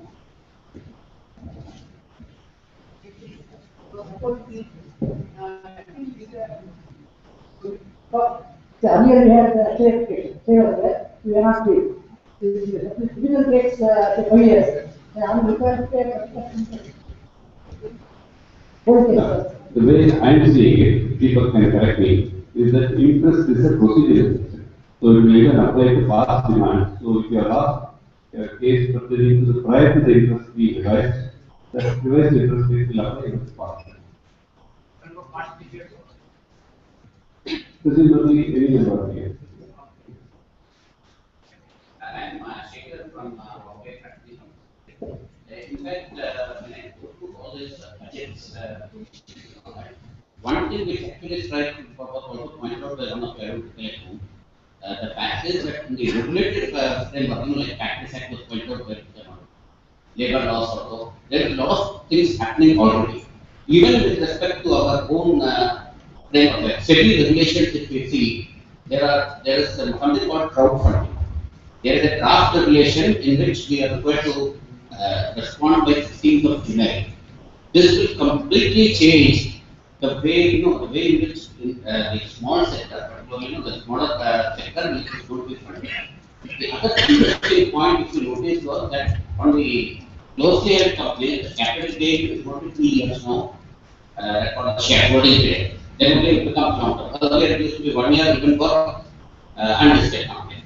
So even the private equity funds, they would be better off entering companies through a SME listed fund. So even SME listing could also get a better boost. I mean, these are some of the points which I noticed that so things are happening all around. So really, I feel actually in The comment on that I will leave to Brunei. I didn't get the right opportunity to tell you required to show I clearly mentioned that corporate world is being achieving higher. I've already said that. But in as for what I see is from where I'm going to get forward. Right? Tell me, if the country is full of agriculturists, an allocation less than 1% agriculture, is it okay for you? Don't you tell it? Maybe Toyota is doing very well at the more class. I give a simple thing, You may have all these kind of things, there's no purchasing power, then what do you do? Who is going to purchase? Purchasing skill. From whom it has started? That's what I write. I write here is ready, that is come to the problem. Not to be I completely agree with you. Purchasing has come to the corporate sector. That's what I am doing. No, in case of real estate investment trust, has been proposed the pass-through tax has been completely avoided. So we would like to understand first how it is being done. Let us understand. A trust as a sponsor, it will have a trustee, it will have beneficiaries. Here, what happens? You are a contributory, I am a contributory, the trust will issue units to us. Those are in view of share. Not maybe not, but we are also. Unlike a share, we issue units. Use units are traded listed on the stock exchange. So you can trade in the units whenever you want. That means it is a tradable security. The trust receives your money, whatever the contributions are all received, it will invest in the SPVs or the industry companies. That will be sectoral limitations, obviously. A real estate company will trust will invest only in the real estate. The infrastructure trust will invest only in infrastructure. These investments now are put together. The investors are all aggregated at the trust level. The trustee makes the decision to invest into various companies which are within the field. Those investments will grow obviously because there is business potential. So what will happen? The trust will generate certain income. What is the nature of income it can generate? It can generate capital gains because when the companies in which they are invested, those shares are sold, there will be capital gains. In the hands of the trust, the capital gain is that. The trust can get interest income because it may invest in deposits, loans, and other things. That is, it may give alternate financing other than equity financing if the company is interested. That will lead interest income. That interest income is also taxable in the hands of the trust. It is a pass-through as far as the interest income is concerned. The third one is dividend. It will receive dividend income. Dividend income is currently not taxable because it's a distribution tax which will be paid by the companies in which they are invested. Presuming it becomes taxable, still that will be possible. So the trust suffers a tax on capital gains, so the investors will not suffer. The investors suffer capital gains tax on trading in the units because the units are themselves liable to capital gains tax. The tax rate will be lower as per the investors. Tax which is held for our book. I think it has to be held for 3 years or 1 year. So this is how it works. Finally, what happens? The trust has to be wound down. All the companies which are listed can be either sold or transferred, and money can be collected and distributed back to. So that the capital gains the trust will suffer at this point in time. If money is not given, but it is given in specie, that whoever wants the investment in shares itself, they can exchange the units and collect the shares of the companies in which the investment has been made. That alone is possibly one particular provision has been inserted. That also is valid. That's how it works. So there is an event of investment, there is an event of dissolution. Trust in law cannot have unlimited life. So it will have a limited life, maybe 50 years, 20 years. So this is again pre-qualification of the deposit or going for FD. Wherein section 35 refers against the website act, wherein condition is 5% or 5% and 10% to consider case and suspect. If cases that there is based on merit or the state, you need to take an application, you need to file an application for the state of the finance. You are not just can correct me. 7% you are depositing, 3% you will do that. Within the remaining 92.5%, you have to go for a state application. Correct me that. I'll Deepak to answer that. Yeah. Only another part. Apart from that, cases where this is the revenue implication as well. Take an example, 300 crores. You are restricted to limit to the 10, only 10 crores. 10% of the 300 crores goes to beyond that. The member or the tribunal member may go for a merit on this merit. He may demand more, or maybe less or restricted to only 10. I get your question. So, in terms of the appellate procedure, I have to, if there is a demand, I have to deposit that demand and then go appeal. I have a choice to pay say. So, when I file an appeal, I will have to file an application to say, seeking similar recovery demand because I believe that I have a good case. While doing so, the minimum or the condition for filing an appeal is a pre-deposit. The minimum pre-deposit. I cannot file an appeal unless it's pre-deposit. Minimum pre-deposit is 7.5%. Depending on the level at which I can.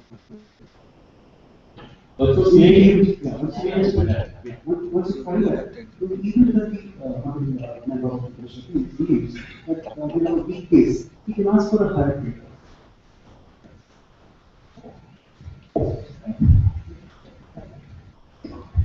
Any other question? Yeah, madam.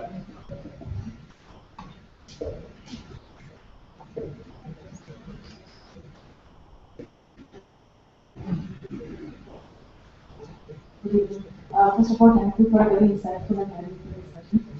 I think after listening to all the speakers here, the feedback that is there in the room is that there is something positive for every industry. And that's what they will carry outside. But one thing, but it is surprising to note that the pharma industry has not got any mention in the budget, at least from a tax perspective. And it is furthermore shocking to note the withdrawal of exemptions for service tax, under service tax for the technical testing analysis and trials. It is very shocking because there was nothing in the media prior to the budget being announced. There were no discussions. So it's a little difficult to digest this withdrawal suddenly. And so I just wanted to understand probably from Deepak or anybody from the panel, they have a feeling, if you have heard, or what are your views on this? Why has this suddenly come up now?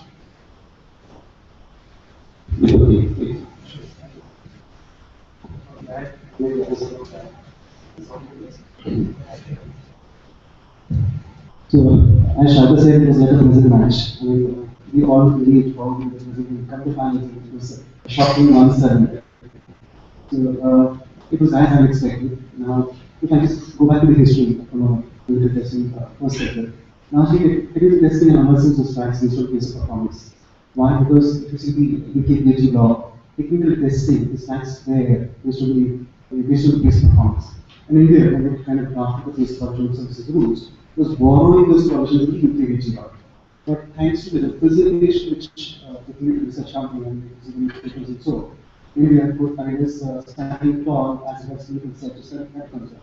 It is by virtue of that representation that they created this exemption to say that if you were to have a clinical research in India, you need not because of this kind of exemption. Why that exemption is being developed, I would say it's more of a legislative, but not sure how the background in this conversation has. They wanted to spread the unfairness to more industries.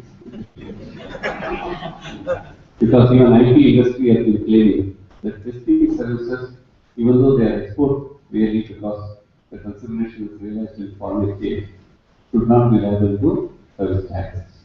That clarity is not emerging. Perhaps they also want the pharma industry also to be some kind of lack of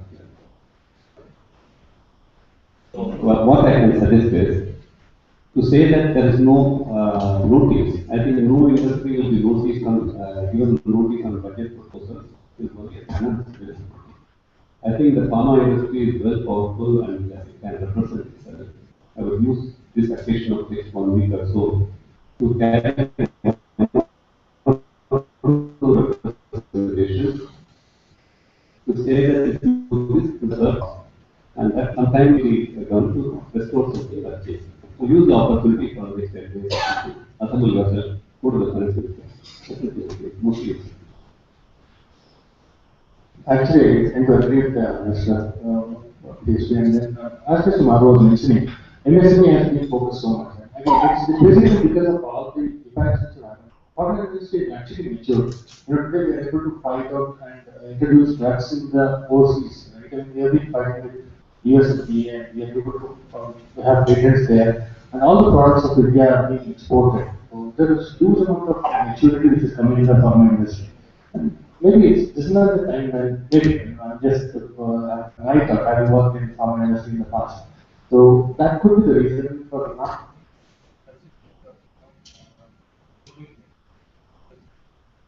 There is no specific mention about the industry, but then again, MSME could be pharma industry, right? So you have an opportunity to start a new industry which is there. So that's my thought. This is a question to Mr. Deepak. Under investor mechanism, as per notification number 31/2001, if services are provided by implemented act, then under investor mechanism, the company has to pay the service tax and the investor to license asset service. Now there is a change to this effect saying that company and a body company. What is the impact of this? I mean, initially on my first week also I was a bit skeptical as to what it actually entails. So there could be a scenario where the body corporate is outside India and director in India or outside India is a consideration in India. What is the impact? But looking at the circular, which is more applicable to our environment, I have come to the conclusion that the word body corporate is beyond consideration.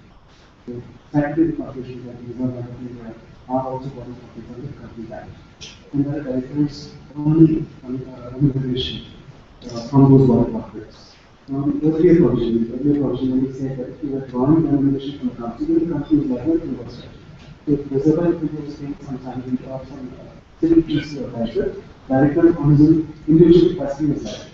So thanks to the representation for the investment, that if you want to expand the scope only to company body corporate, which should cover these category corporations also. We would say RPA is, let's say RPA is appointing a director. And paying is a fee. Then RPA is liable to pay the subsidy. Well, my question to people who are slightly different. I would only ask, will RBI now register itself for service tax? And the second, that's quite surprising. So, if you see the behind circular, they use the word RPA.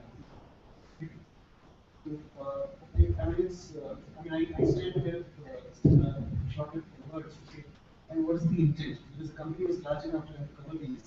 And even if negative is wide enough to kind of remove. Another meaning is that, take the example of Citibank. Citibank is a branch of a foreign company in India. Now, if the branch has some directors and others who are working in India, remuneration is paid to the area because RBI would possibly insist on some local directors 20%. Perhaps those are the cases which is necessary. This is my reading of the law. But to be fair, I was also perplexed to know why the company has been replaced. But let us see whether the list of registrants includes RBI, SEBI, and The second question is the same. Is that it includes only the director who is not in the roles of the company? employee directors are Non-executive director? Employee directors are treated as employees, and therefore are full-time directors who function like salary. And the relation between employer and employee is not. Only a non-executive director who will be coming and paying the fees. They understand the concept of discipline. Yes. One or two more questions.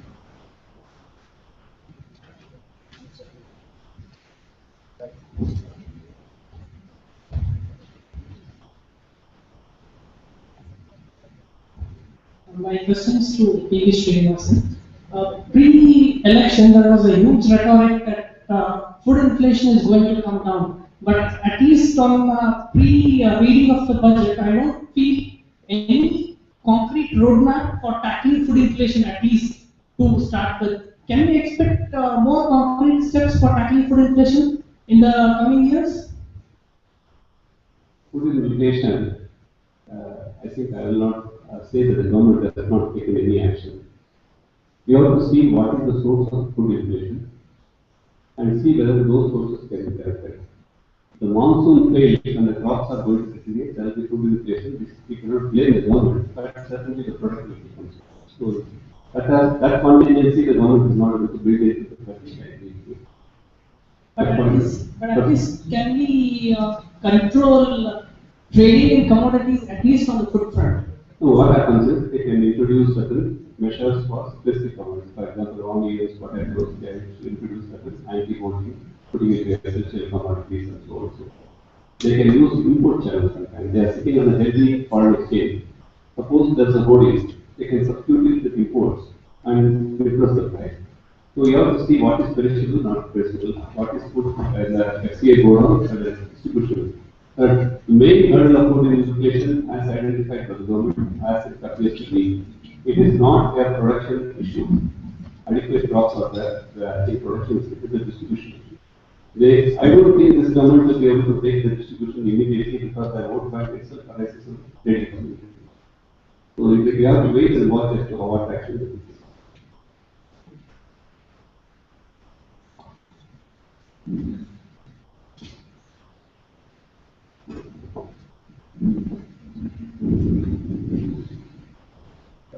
Yeah, so question and answer the answer and then understanding whether it's right understanding. In case of CSR, which is a mandatory role now, and one of the things I'm not sure whether I'm planning or somewhere, company wants to contribute and then creates a trust, and then trust is actually following the related activity which are prescribed under the company act. The company makes a contribution to the trust. Okay. So is that the trust is registered in ITG?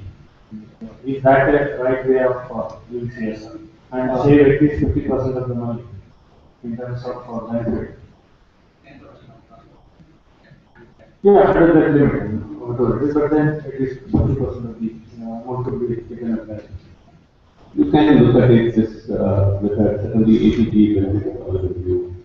People are thinking of this method. Except that, if I can say, there are certain actually, once you say it's a trust, it is well registered, it's actually a public land.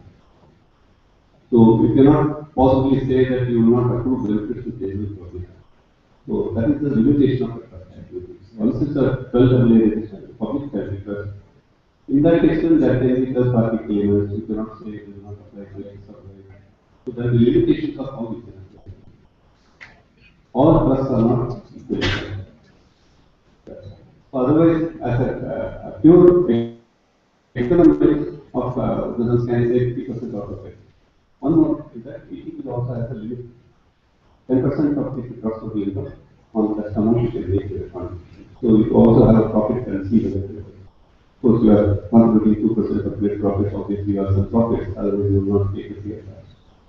So basically, there at least instead of having any no benefit, you have at least some benefit of it. IT companies may not benefit because you don't have gross total income, but still have net profits.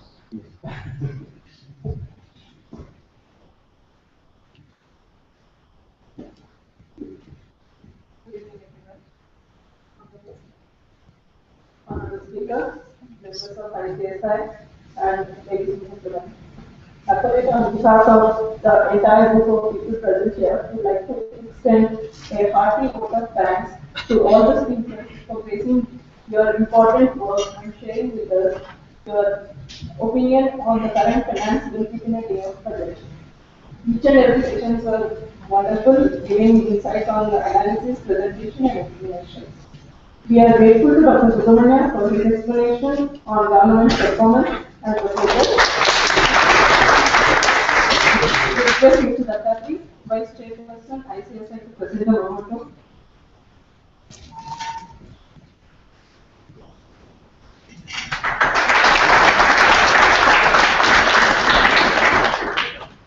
We would like to mention a deep sense of appreciation for Mr. P.V. Srinivasan for giving an excellent service on the proposal. We request Mr. Soumya Ghosh to attend to present the memorandum. Mr. P.V. Srinivasan.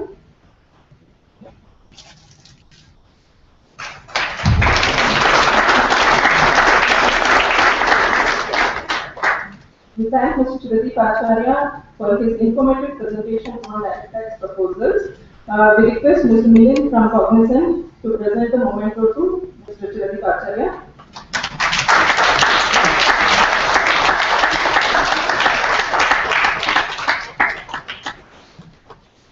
We thank Mr. Deepak Jain for giving us an excellent update on changes from ITC angle.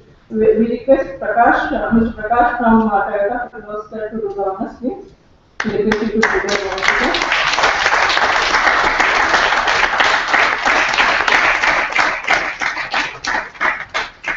Further, we would like to express our sincere thanks to Mr. Rajendra for his enlightening thoughts on impact of service industry. We request Mr. Gayatri to present the memorandum to Mr. Rajendra.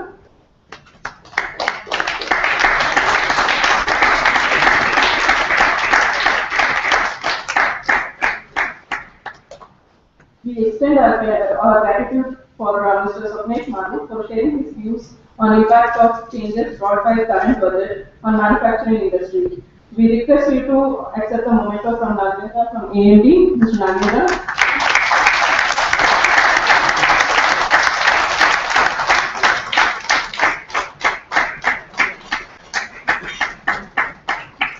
We thank each of the speakers for the enormous efforts put in by them in such a short span of time.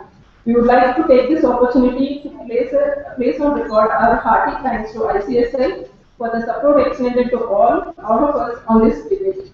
We thank you all the audiences for their participation in this budget debate. Now we request you all to proceed for the high tea arranged outside the debate. Thank you.